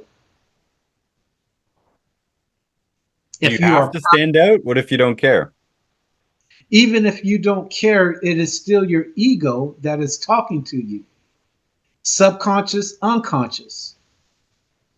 It's like when you're dreaming and you have a dream. Is it your ego dreaming and you're in a battle and you're in your dream and you're running away? When you stand there and fight, is it your ego that's standing there and fighting in your dream? Or is it a dream that is coming to surface while you were coming through the planetarial inside your mother's womb? See, you know, the ego is only come to the understanding when you are being taught certain things. What is good, what is bad. You shouldn't do this, you shouldn't do that. If you take a newborn child, never put that child around anybody, no TV, no nothing, don't know how to talk, and you leave them out there, what ego does he have but an animalistic, a nature of survival? Until that child is able to talk and learn certain things, does the ego set in? You must be taught. So it's inadvertently a thing of recognition, just like your soul, just like your spirit. If you never known about truth or reality or anything, and you're not around about it, how you know what the soul is? How you know what the truth is? How you know what the spirit is? Only thing you have is intuition. I used So to that's care very deeply about what other people thought and what I looked like and who I was going to be and what my legacy was going to be and all this stuff. And I find myself thankful that I just no longer care about most of that stuff. Is that good to you? Should we that be is concerned about what happens in this world? you should only be concerned about the immediate world in which you cipher in. Like your listeners, you should be concerned about what you put in their ear because some can be stagnated and some can fulfill a growth within inside of them that can go further in their life. Okay, so for me, I just basically stay in the world in which I am comfortable in. And that means I don't have to rely on trying to elevate this person consciously if I know that in a few weeks they're going to be back doing the same thing. It's not for me to judge, but I don't waste that energy. I keep that energy for myself, or I keep that energy for the children, because the children are, again, our future. Let me ask you this. To get to this level of enlightenment, and I'm wondering if Freemasonry uses drugs at all. Did you ever have to use like mushrooms or DMT or peyote or something to reach these same conclusions that it seems a lot of people have on drugs? I've studied with some shamans. I've got initiated in the shaman world on the reservation in Michigan. I studied with some shamans in Mexico. I've studied with some shamans in Arizona. I've studied with some high priests in India. So I know about those substance earlier in my travels. Been there, done that. Did it help, or does it drag us down, lower our vibration? It all depends on what knowledge and what branch of knowledge you are trying to entertain. Too much of anything is bad for your health spiritually. Hmm. So if you go into that to gain access to the knowledge, then you're good. You're good to go. You get in, you get out. My spirituality came from, again, the Dogons, the tribe, the Dogon tribe. So we do not use no type of drugs to aid and assist us to those higher planes. And you And when strike me as a sober type of person now. yeah, I don't play around. Yeah, yeah. When I woke up from that initiation um, with that tribe, I was reading and writing hieroglyphs, and that's how I got my name. Do you think this is part of what you would like to see in more people waking up and achieving enlightenment, that they get off of drugs and alcohol? Yes, I would love. I would. I help individuals to get off of drugs and alcohol. And this is another conflict between you and Freemasonry, because they're promoting, like, every single movie and TV show has people drinking alcohol. The good Drinking guys drink alcohol, the bad guys drink alcohol, the nerds drink alcohol. Like, it's just they seem to want us all drunk. I don't know. after a meeting, they drink alcohol. So they're doing Is it wrong. they got it backwards. But Hmm. again, you have to understand it's a party fraternity. You know, For them. for them, yes. You said last time that you don't think we have a chance of subduing their power or subverting it or getting around it or hiding from it or running for it. But do you hope that Freemasonry itself changes? Freemasonry in itself, the totality of it will never change. There's so many, like, now, it came to me, somebody wrote a letter to me, and I'm looking over in Africa now. Nigeria and all those countries have this Illuminati now, and they're walking around with big monies and all this, and I'm like, oh my goodness, you guys are so lost. They got you guys now. They're raping women and kidnapping children, and it's like, oh my god, you guys are just awful. So it's yeah, it's not going to change. It's just it gets worse. So they're willingly creating this Babylon, so to speak. Most definitely, to keep it going. And there aren't very many people like you who would be willing to go in and turn the teachings around. I'm not willing to turn the teachings around because that's not my goal in life. That's not my purpose. My purpose, I would feel to, expose the truth, expose the lie, but far as trying to get into a confrontation with it, I'm not there to do that. And now if they got a problem, then, bring the problem. I got a good solution for it. All right, one more quick break here while I tell you about my friends at the American Biodental Clinic in Tijuana, Mexico. Because a lot of people are walking around out there with metallic fillings that are actually made of mercury and root canals that may be the most toxic possible thing they have in their body. Unfortunately, most of the dentists in America, Canada, Australia, Europe, wherever you are, most of them don't believe that mercury is a problem. They believe the only safe place to store mercury is in your mouth.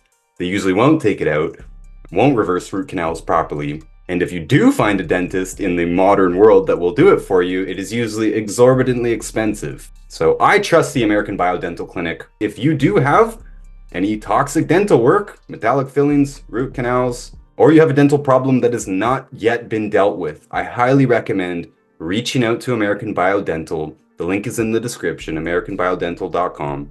They do free consultations, so you don't have any surprises about what you're in for, what it's going to cost. And even though it's in Mexico, it's just a few minutes from the border. They will actually pick you up in America, bring you over. They'll pick you up as far as the San Diego airport, and that's free. They'll take you back and forth. They're located inside of a nice hotel, the Grand Hotel in Tijuana, in case you need to stay a few days for more comprehensive work. And if you tell them that you were referred by not us, you will get $50 off if you spend at least $400, which is about the price of getting a filling removed and replaced with a safe filling, by the way. And I actually did an episode recently called Alternative Dentistry with Dr. Alessandro Porcella from the American Biodental Clinic. Highly recommend checking out that episode. For the audio listeners, I have also been posting some of these episodes, including that one. I've been posting to YouTube and to Rumble, and actually all of the episodes, including the video version when it's available, goes on Patreon at least 1 week early, sometimes several weeks early if I'm on top of things. Not every video episode is going on YouTube. YouTube doesn't like a lot of the stuff that we talk about. And of course, you can find all of these links in the description and on my website, notusbooks.org. And we also have one more shorter episode here about mercury fillings, and we'll probably do more in the future because it's a big problem. And in the health business, it's something that I can't actually help you with. You can take all the supplements in the world. It's not going to reverse your root canal. It's not going to remove your mercury filling. And since those are such potent sources of toxins, it might make all the difference for you.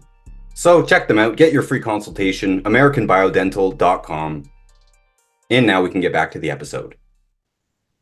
So as you're wandering around the world, you're following your heart, you're following your gut, you're giving the knowledge to those who present themselves to want it. So you wouldn't go out of your way then, just a comical example here. You wouldn't become a rapper or anything yourself and give out the positive version of the message instead of dragging people down. No.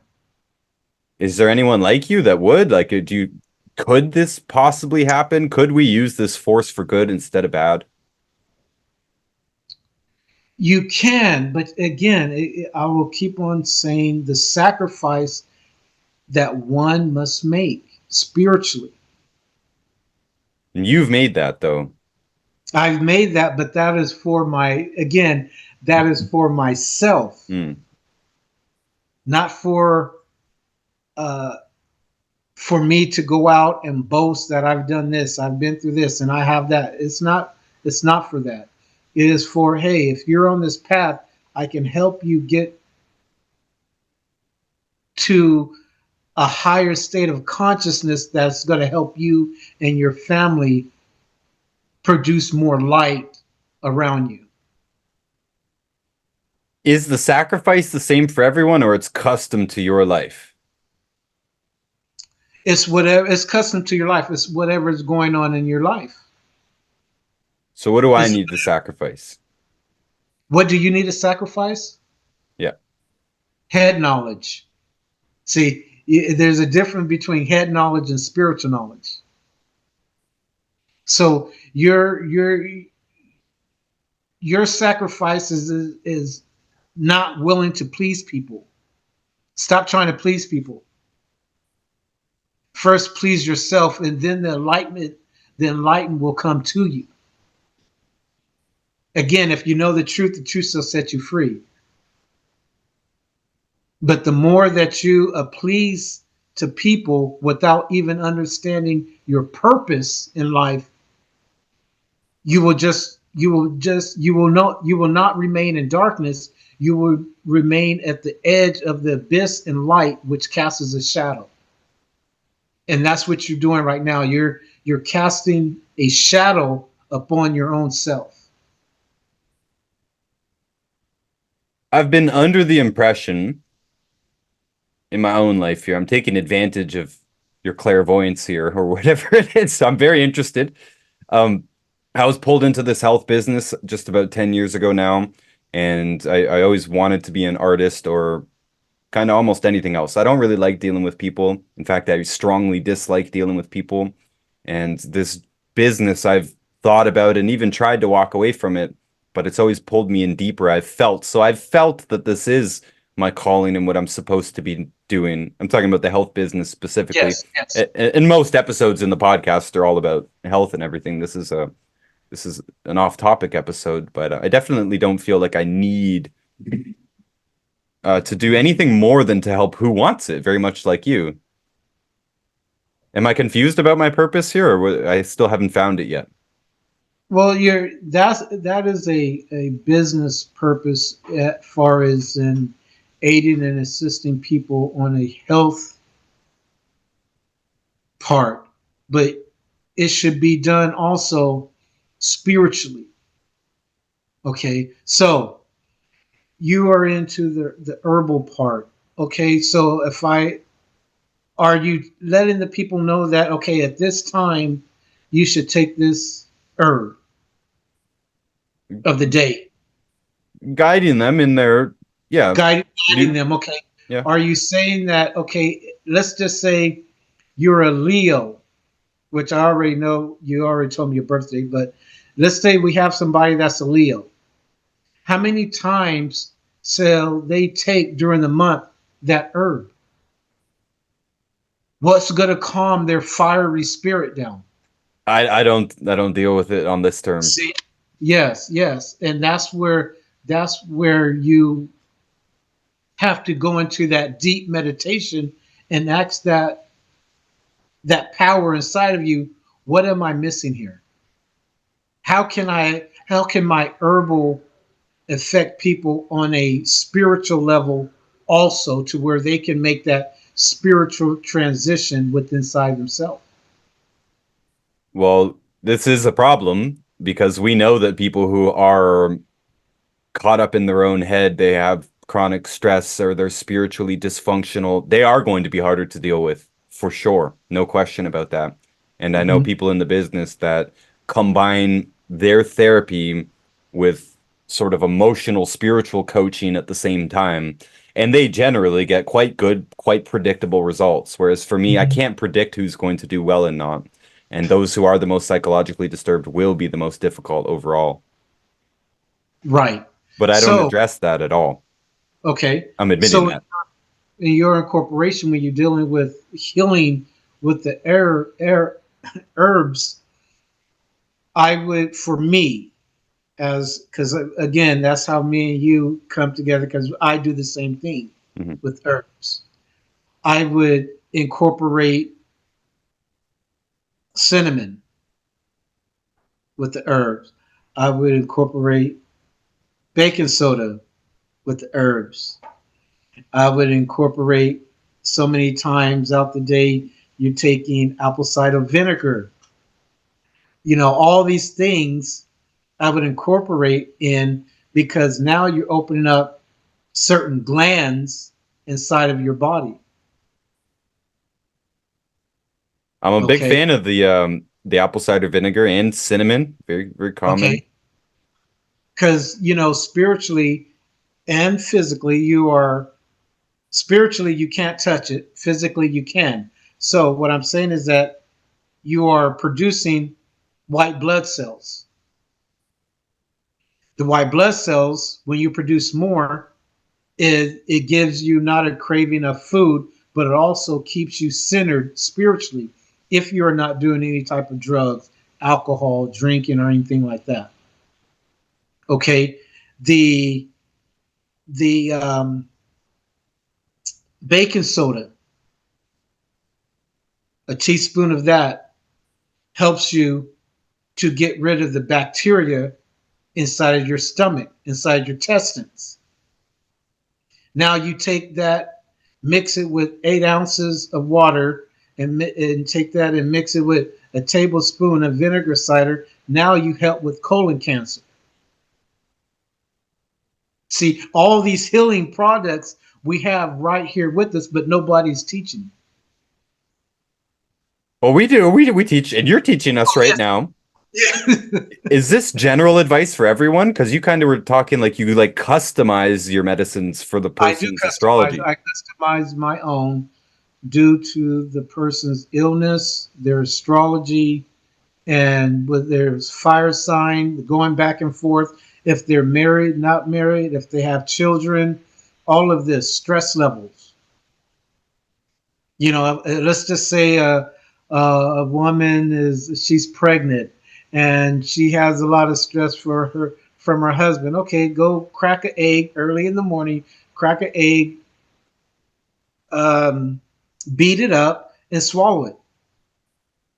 That first of all, the protein is going to help you in your pregnancy and the baby, and it's going to take away the migraine headaches, and it's going to take a little bit of a little bit of the stress.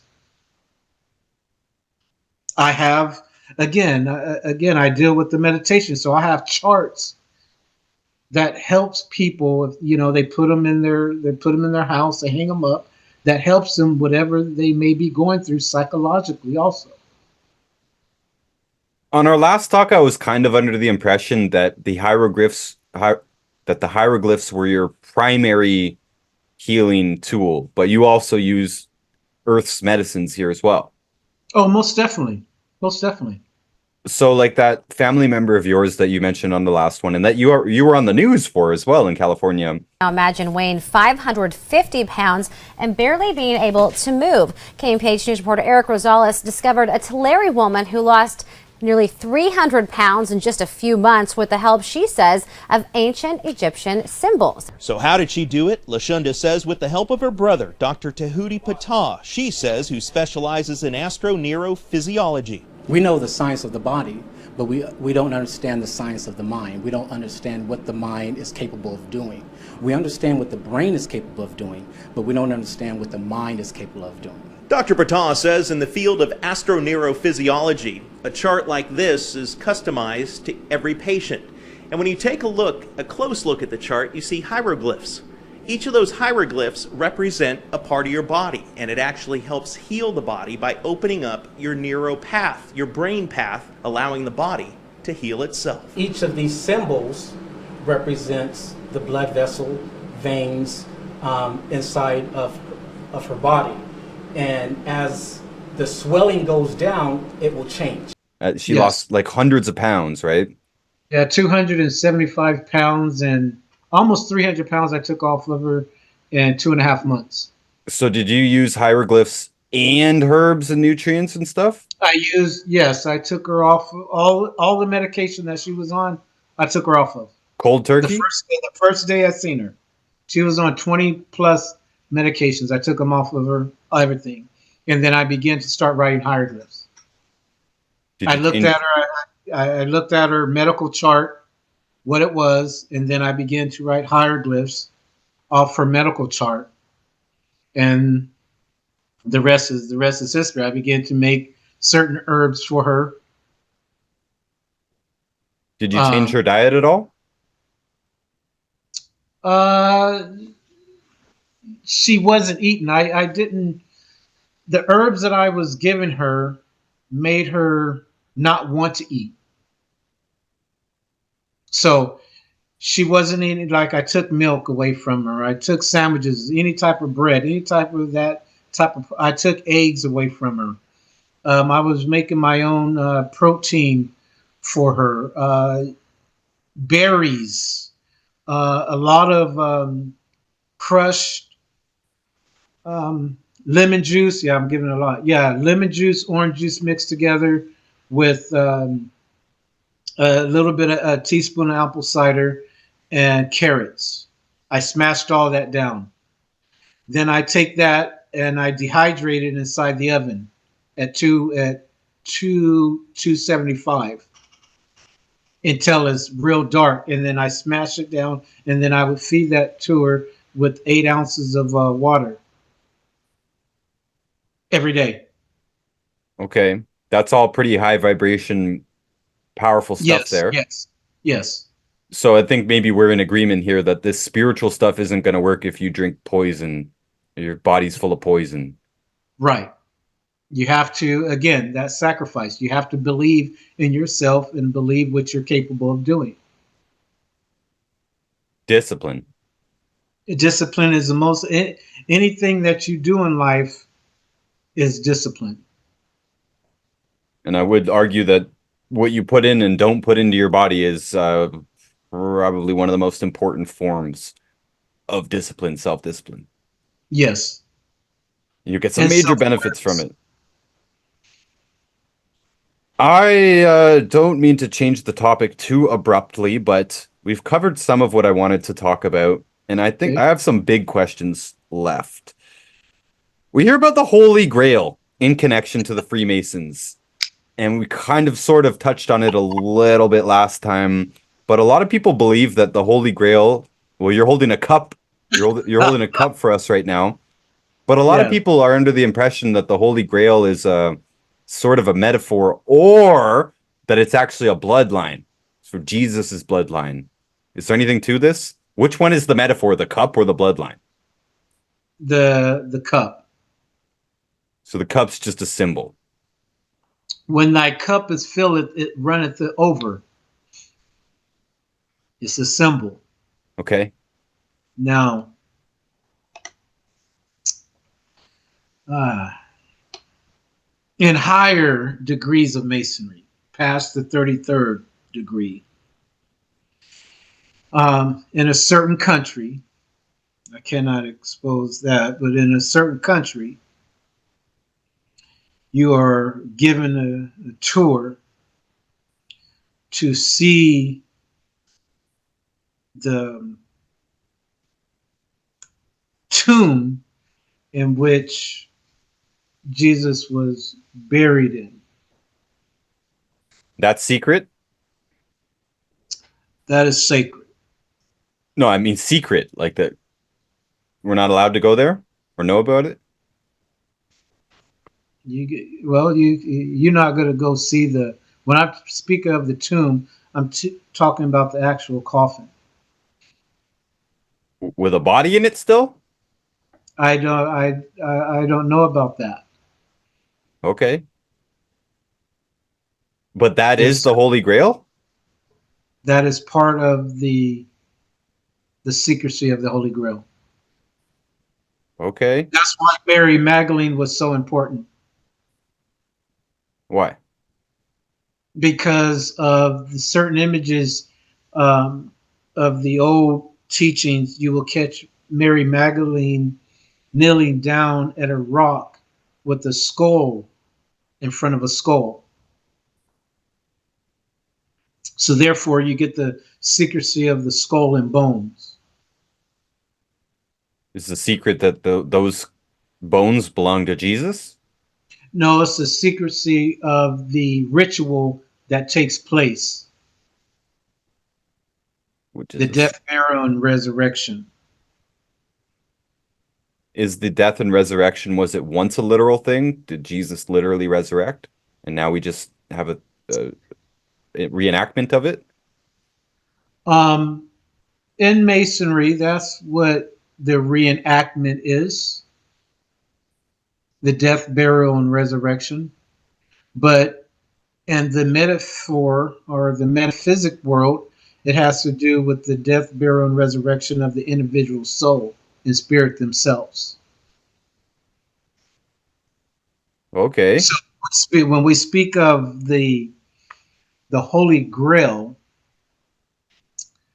we are speaking of, well, what in the higher degrees again, we say the two plumb lines. And one is given to you spiritually and one is given to you physically. And upon you tasting that blood, like every ritual that they do in church every first Sunday, they give you a cup and they say, drink of this because it is my blood. And they give you a cracker and this is my, excuse me, this is my body. Okay. That is a lower ritual for layman people, layman churches. But there is actually a ritual that takes place off grid, I should say, off grid in Freemasonry. And you have to travel to the country in which it's done. And not everybody knows about it. Somewhere around Turkey, I should say. Okay. So it connects into another question that I also sort of asked last time, because it appeared that from your answers, the way I understand it, anybody can join Masonry. You don't have to be part of the special bloodline or anything, or you don't have to have a specific blood type or anything like that, right? Right. Are you limited to how far you can go by anything in your bloodline? No, it is all up to you how much knowledge that you want. What are you seeking? Most of Freemasonry is basically book knowledge. If you look at Masonry now, it's on the downfall. You can't get a lot of members now. So now, again, they're going through through rap music and music like that and other countries that wasn't privileged to the internet and all that. So yeah, it's on the downfall. Well, they still say that all the US presidential elections, basically whoever was closer related to King James, I think it was King James, whoever was closer related is the one that won the election. So that's why I was just thinking that there might be some sort of boundary or some sort of specific path for you if you are part of this bloodline. Well, again, when you speak of bloodline, you have to speak of the bloodline from your father's father's father. You know, and then when you speak of bloodline, you have to look at whose hands did your father's father shake to be able to keep the secrets, to have gnosis, to have that knowledge. So, no, you don't have to be part of a bloodline to become a Mason. Your bloodline comes in when you sell your soul to whatever branch of tree that you are part of, and depends on how many olive branches you are carrying. So that symbol on the back of the dollar bill has a big symbol of the bloodline also. And that owl that is hidden has a big symbolism also. So can you explain this? Most people will know very simply that there's 13 leaves, 13 olive leaves, 13 arrows in the claw of the eagle on the... Yes. What is... I don't understand how this connects to a bloodline. Well, it connects to the bloodline for the simple reason the people that created it was from that bloodline. Was a European bloodline which took a sacred oath of Osiris. So when you take that sacred oath of Osiris back at that time, you became a part of that bloodline that you would hold the secrets. So that's how that emblems and all the Egyptian symbols came on that dollar bill. So, you know, it goes deeper than what we are talking about here. And again, that dollar bill is a different subject. Related question here, I guess, because most people associate those symbols with the Illuminati. So the Illuminati and the Freemasons are fundamentally different things, but there's overlap, or what? It's totally different. Totally different. Illuminati deals with a world organization that is kept so tight that those that think that they are part of it by claiming to be Freemasons are so lost. So you're The above them, Illuminati, you think? I don't think that I am above them. I stay in my lane. If I wanted to contact somebody that belongs to them, that organization, I could. If I wanted to reach out, I could do that. But I don't. Because when you open up that door, it really opens. It's not just one door opening up, it's multiple doors that's opening up, just like the Matrix, the first movie, when he went inside and had to open up this door, had to have a key to open up this door. Well, it's the same thing as when you're messing around with that Illuminati. You open up that door, you're going to be opening up a whole bunch of other doors. So Masonry is like an official club, but Illuminati, like you just said the word organization. Is this an official organization or is this unofficial? No, it's an organization. So they really are a secret society because They're Freemasons aren't really secret. Yeah, they're really really secret. Why? It started with, I forget the bishop or the pope. I want to go back to second century BC. I mean second century AD, and you can start there and studying back and follow that bloodline. If you really want to follow it, of the Illuminati, you want to follow that Mary Magdalene. And Mary Magdalene came up earlier, so you say Yeah, these that's are totally separate belief systems here, yes, but they still use some of the same like data points. yes. Okay. And even One similar. is real. One is real, and one is an illusion. Okay. Which one is real? One The keeps Freemason? one. Is no Freemasonry fake. That's an illusion. Throw you off. Remember, I told you at the beginning. I said there's two types of Mason. There's a speculated Mason and operated Mason. An operated Mason is what builds physical things. A speculated Mason is what builds the temple within inside the individual. Now, how can I be a speculated Mason trying to build the temple within inside myself when I'm keeping secrets and lying to my very own individual, very own family members? So it becomes an illusion.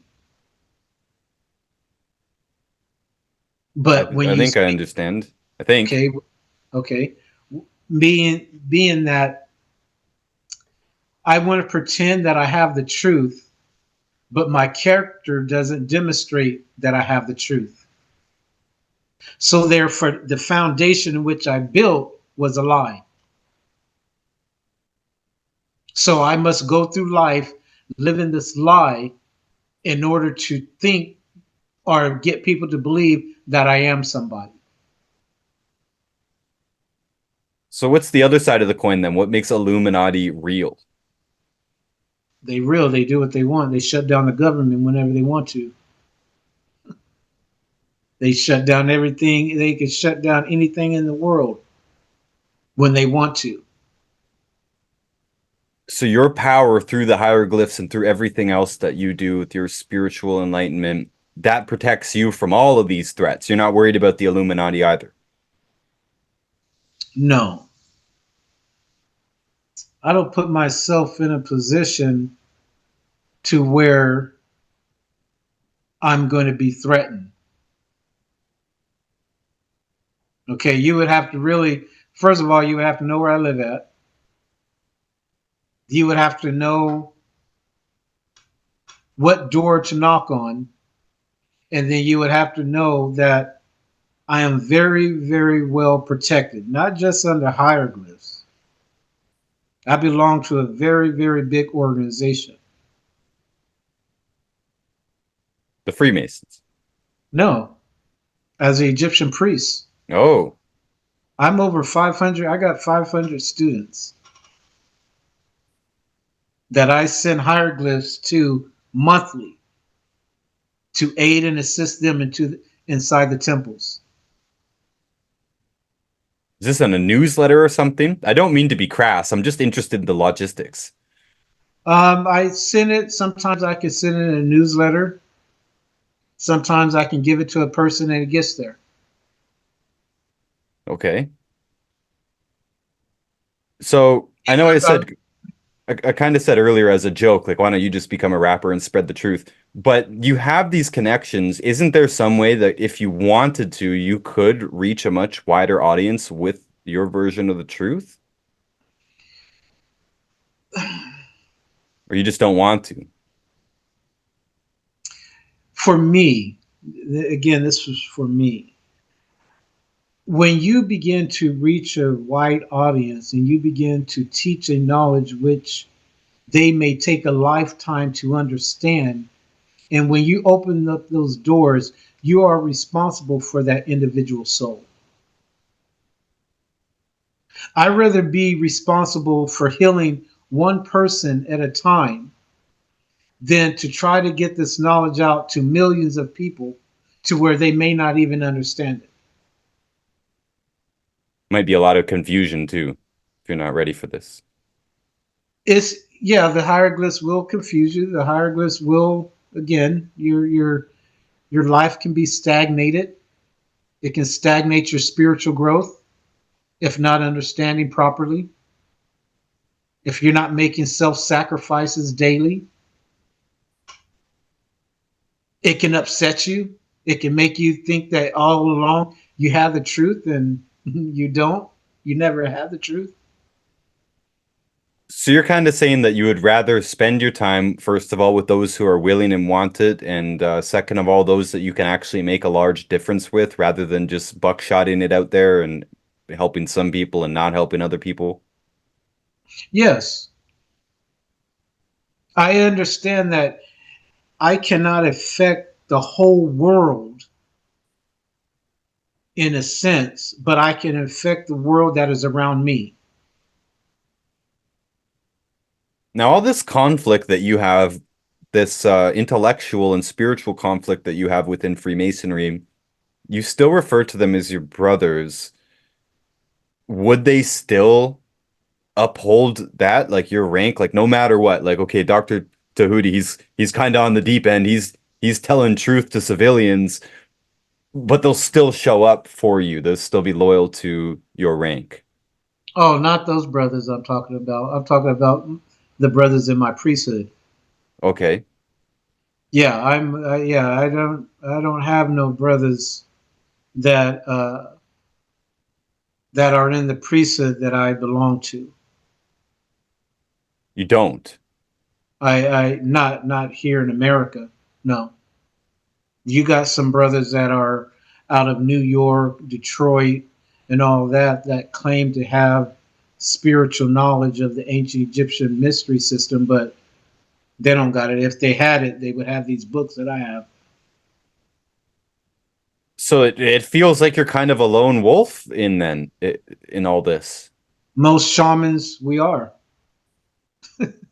but you're still protected. You're still taken care of, I'm still protected and I'm still taken care of. Yes. just not by Freemasonry itself, by the priesthood. Not by Freemasons. No. Okay, because I was thinking that, yeah, you would still have enough contact that if you wanted to, you might know some other people in Freemasonry that feel the way that you do, that want to teach more people the good part of it. No.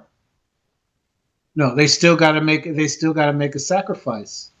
See, you know, in Freemasonry, you may want to go out and teach the mass people the knowledge of the truth about Freemasonry, but hidden behind closed doors, you still got some issues of yourself.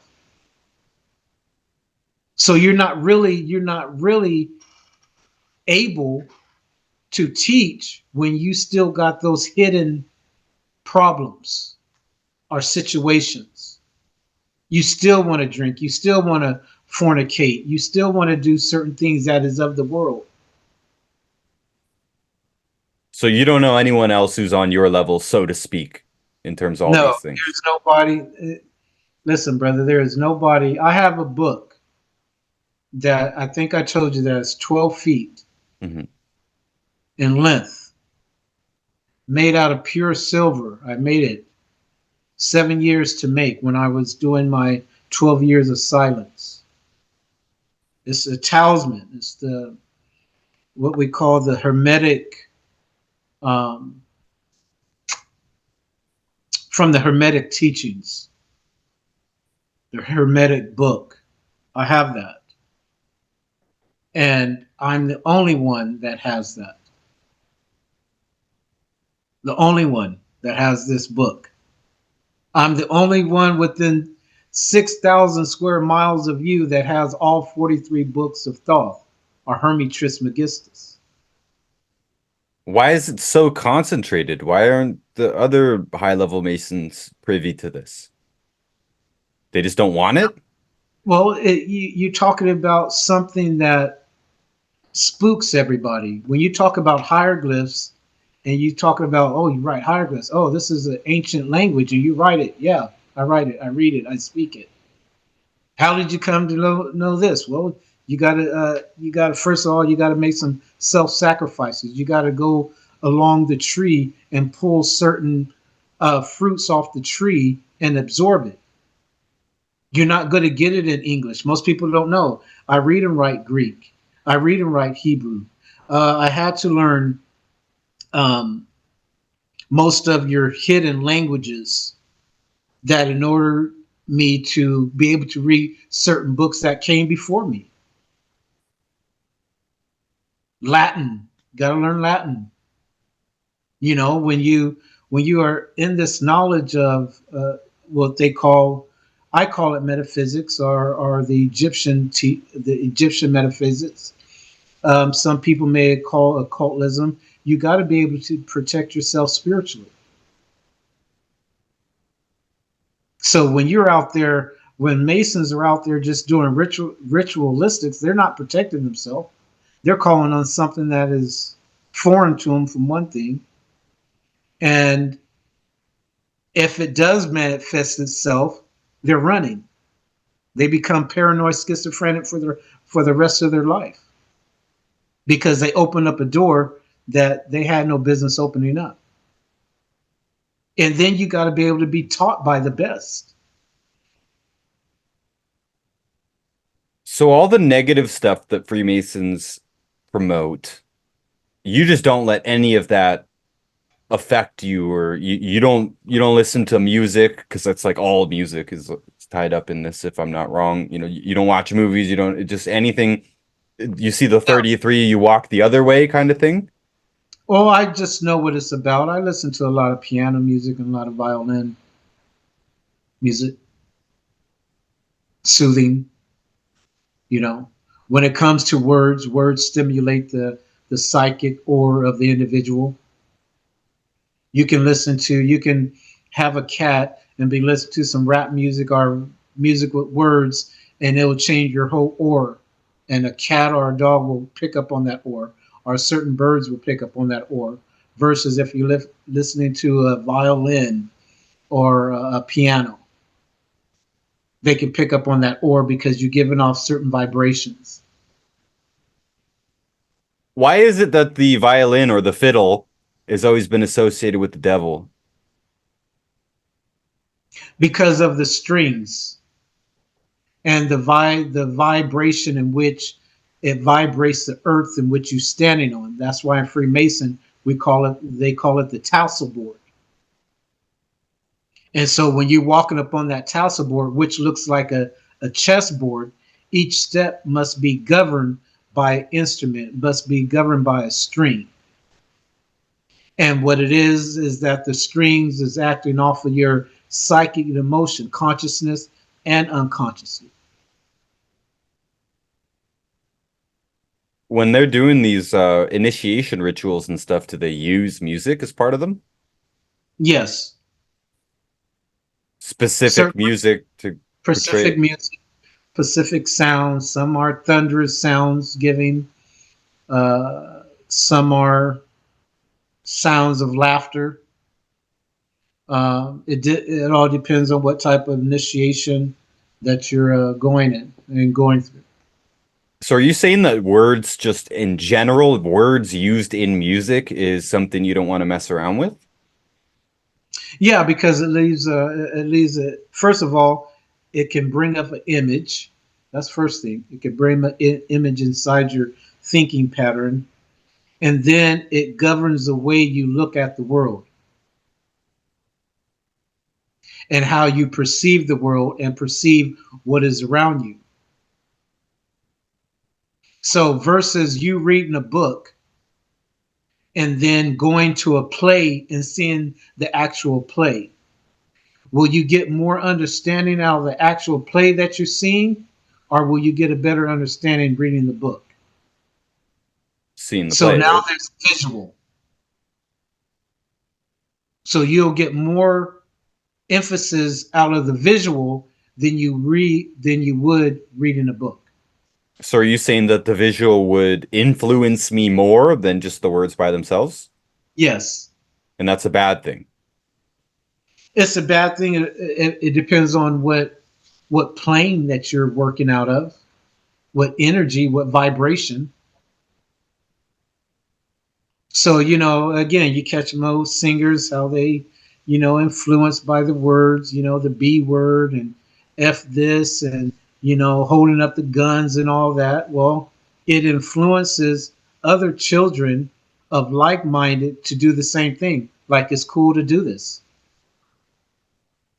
What if they're good words, like the song's all about how much someone loves another person or gospel music? Okay, so you use gospel music talking about God and God changing your life, but behind closed doors, you're acting totally different. But So even that becomes illusion upon the precepts of uh, of knowledge. So it's good for some people if you believe that gospel music will heal you. Again, spiritual and physical. But if you listen to gospel music and you're up there and you have a congregation of 25,000 congregation, but the pastor is messing around with little boys and the gospel music just went out the door because you fake everything that you spoke anytime before that is fake. You just found out the people around you that you were teaching found out that you was a fake and a fraud. So so, now their soul's messed up. Now they don't know what to believe in.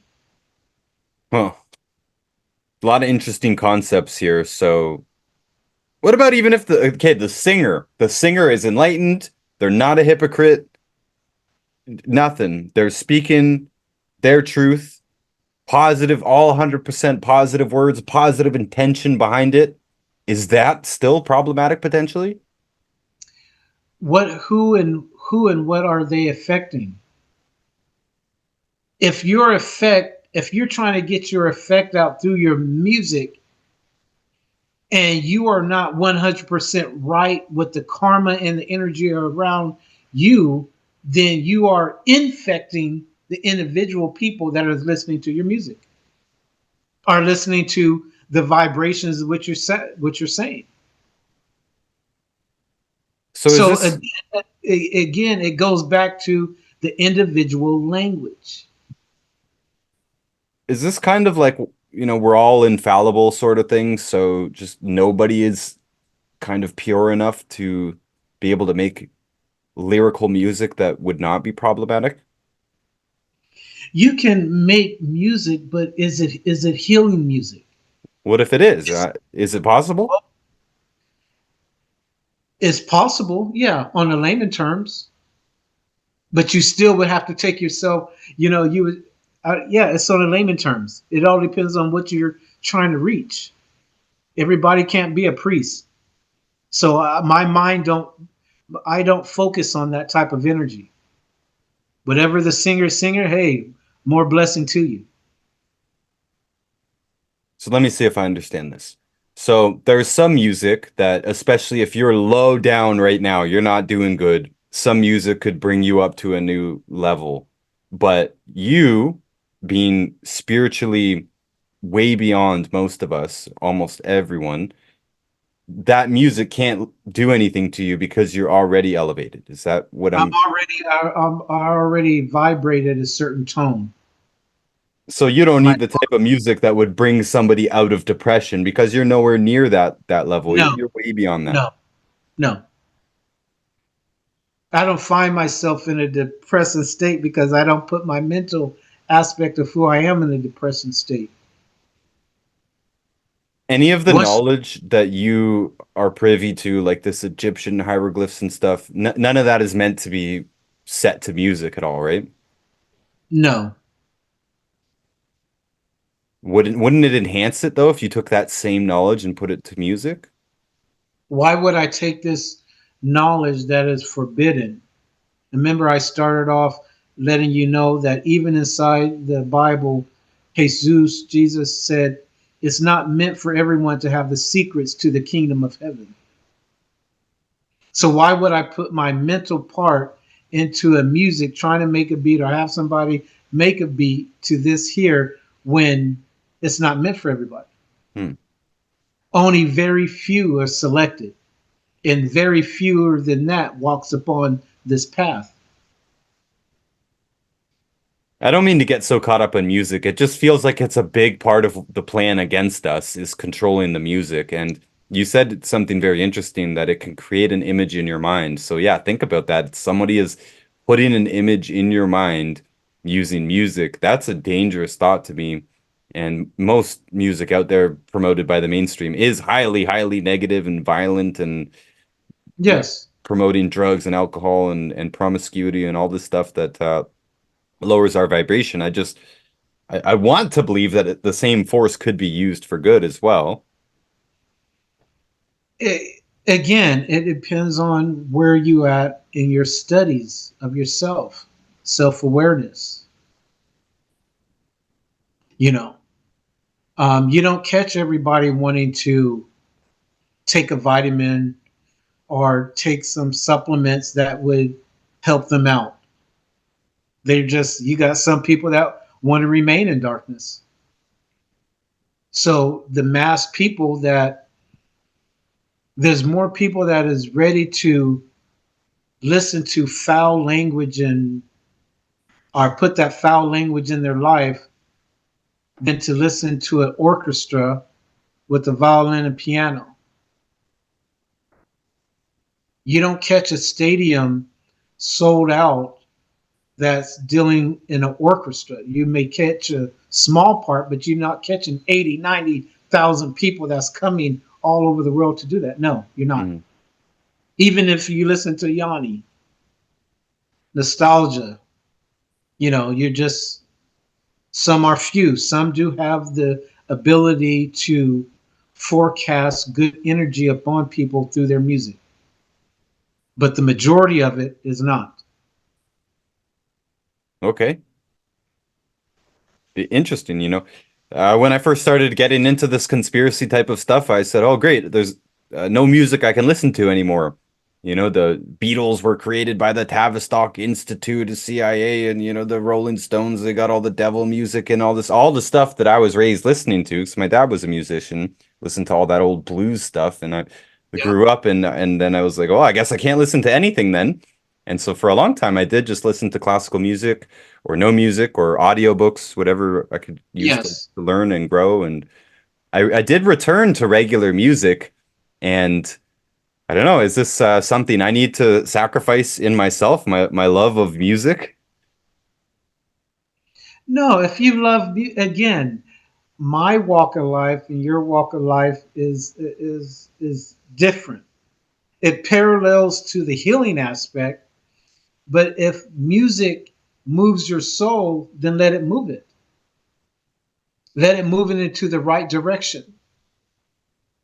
Well, I'm trying to graduate from this life too. It looks like you are as well. I'm trying to get to the next world. I don't know how many lives I've been here in this world, but I'm ready to go to the next Mhm. one. And so, yeah, I am wondering what I have to do in this life. Is giving up these frequencies part of it? Listen to violin music during the nighttime, right before you go to bed at I don't know, 8:30. Put it on when it's dark. When it's the full moon, all day. As soon as the full moon is up, you want to listen to piano music Do all you day long. do you have any specific recommendations? Yeah, I do. I have some. I listen to the 17th century violin music, um, 15th century, somewhere in there, 15th, 16th, 17th, somewhere there. What happened after that? Did it just all go to like It just went down.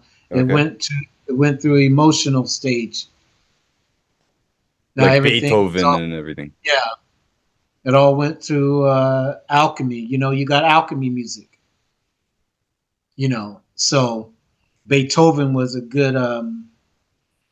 great alchemist in his music. Okay.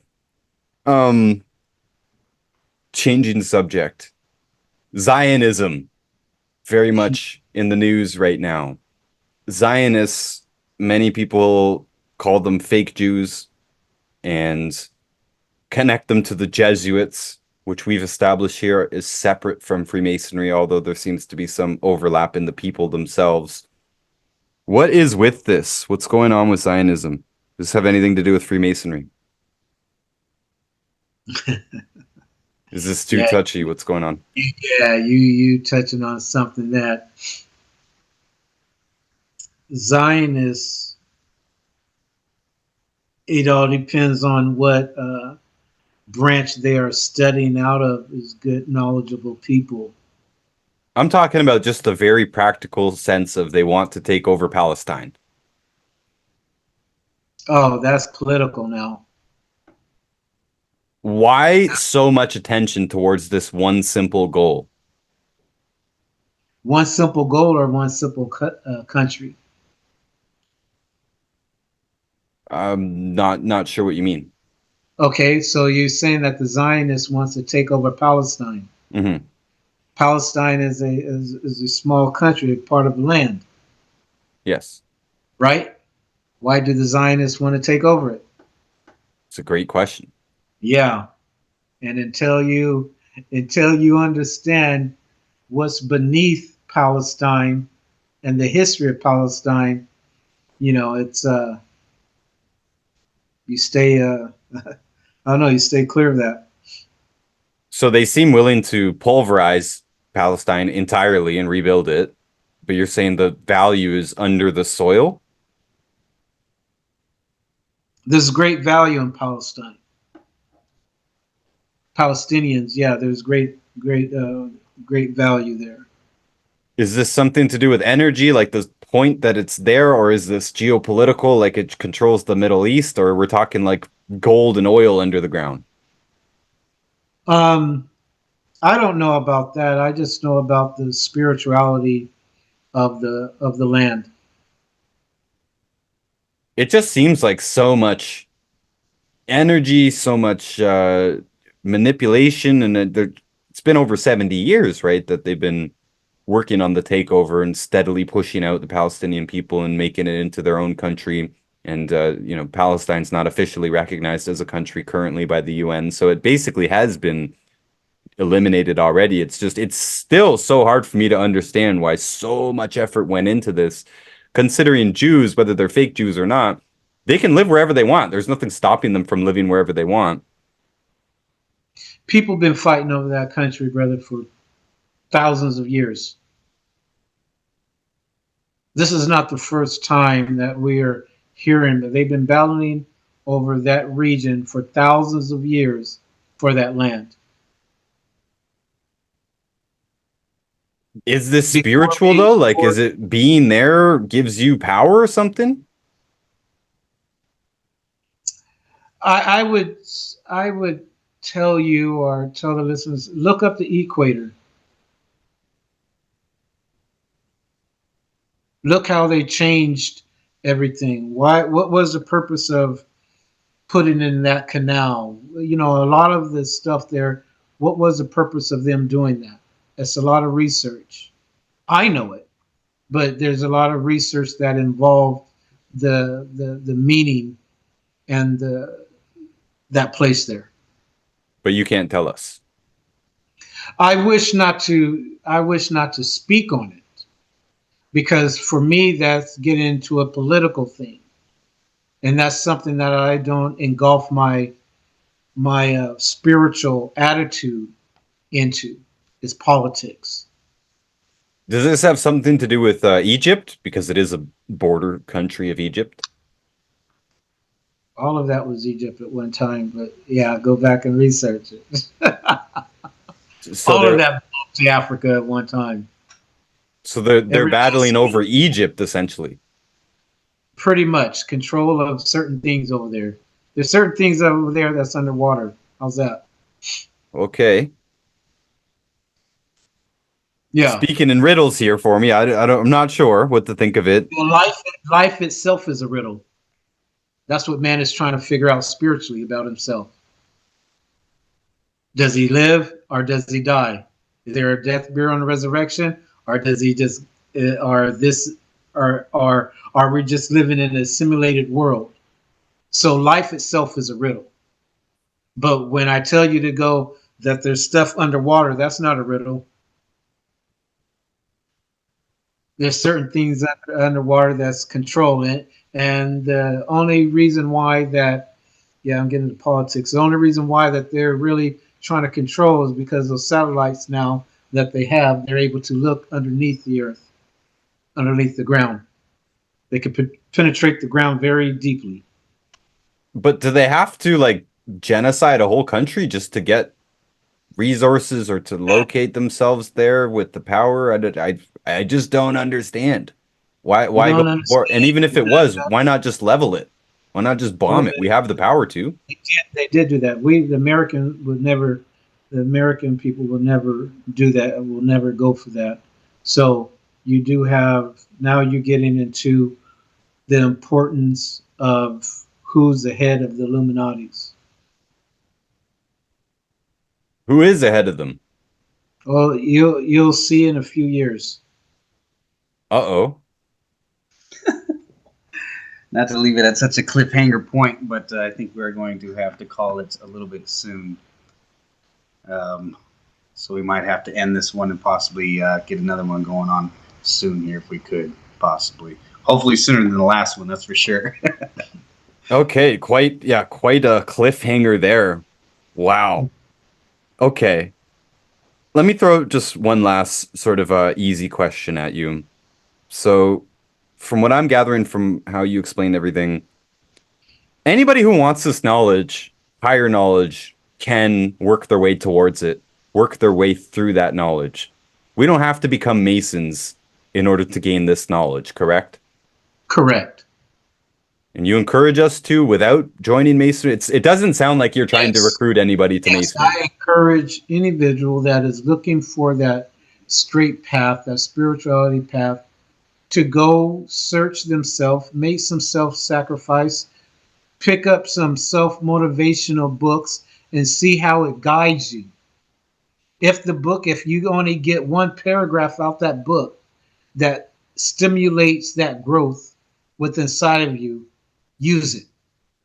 I see behind you that you have numerous of books. Mhm.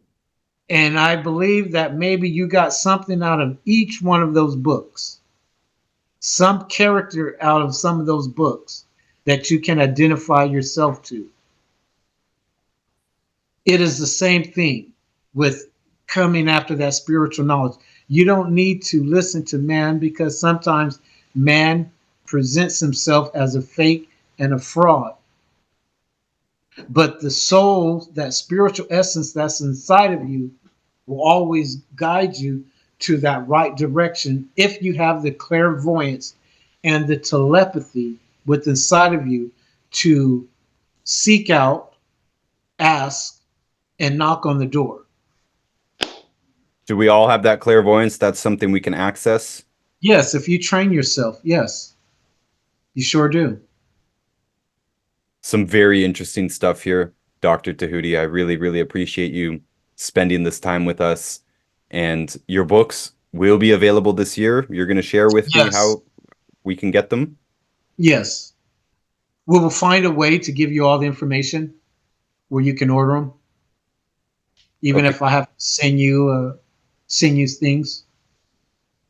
Okay, so for everyone listening, an update on that, whatever the situation is, will be in the description of the podcast or the video, wherever you are watching it. And so since Dr. Tehutie is not promoting anything else, social media or anything like that, we don't have you don't have a call to action here, basically, or do you? What are your closing words here? The knowledge is out there. This is the time that in these day and time that the people should seek out the best thing, comfortability spiritually for them and their family. You don't have to go out and sell your soul to an organization that is not going to protect you, nor they're not going to be by your gravesite when you leave this world. The only thing and the only people that's going to be there is your family members. So give all spirituality to your family members and raise those children in the right direction. Sounds like That's good advice to me, honestly. Wholesome. All right. Thank you for having me. And thank you again. Please let me know anytime you'd like to do the next one. I've got a whole notebook full of more questions that we didn't get anywhere close to. But Okay. I think it was a very interesting discussion here today. And yeah, I'm always looking forward to the future ones. I still think it's weird that I feel warmth from you. It's a strange thing. I told you, I really did come into this the first time expecting to be speaking with a hostile enemy. And I felt good during our conversation and after it, and it left me with lots of confusing emotions, to be honest. Good. Good. I'm glad that you're happy. I'm glad that I'm able to stimulate that pineal gland. Absolutely, and I'm looking forward to more. I'm thirsty for more. Good. Don't drink too much milk. I don't drink any milk. I'm not about Good. that milk. Don't like the milk. Good. All right, so thank you. Yes. Thank you everybody for listening. Hopefully you enjoyed this as much as I did. Remember, you can always find everything that I do on my website, notusbooks.org, including all the books that I've written and helped publish, and maybe even a link to Dr. Tehutie's books when that comes. Maybe I'll be able to put a link on my website or something. There's also an archive of this podcast on the website, notusbooks.org. You can find secret episodes there that since we got taken down, they haven't been reposted, so they are only on the archive. You can download those episodes for free. And if you are listening on the archive, there's actually a special treat for you if you listen all the way to the end. So if you are listening on the archive, stick around after we sign out here. Very quickly, big thank you to the patrons who do support this podcast. We don't get any ad revenue from the podcast itself, and the support that we do get on Patreon does go a long way.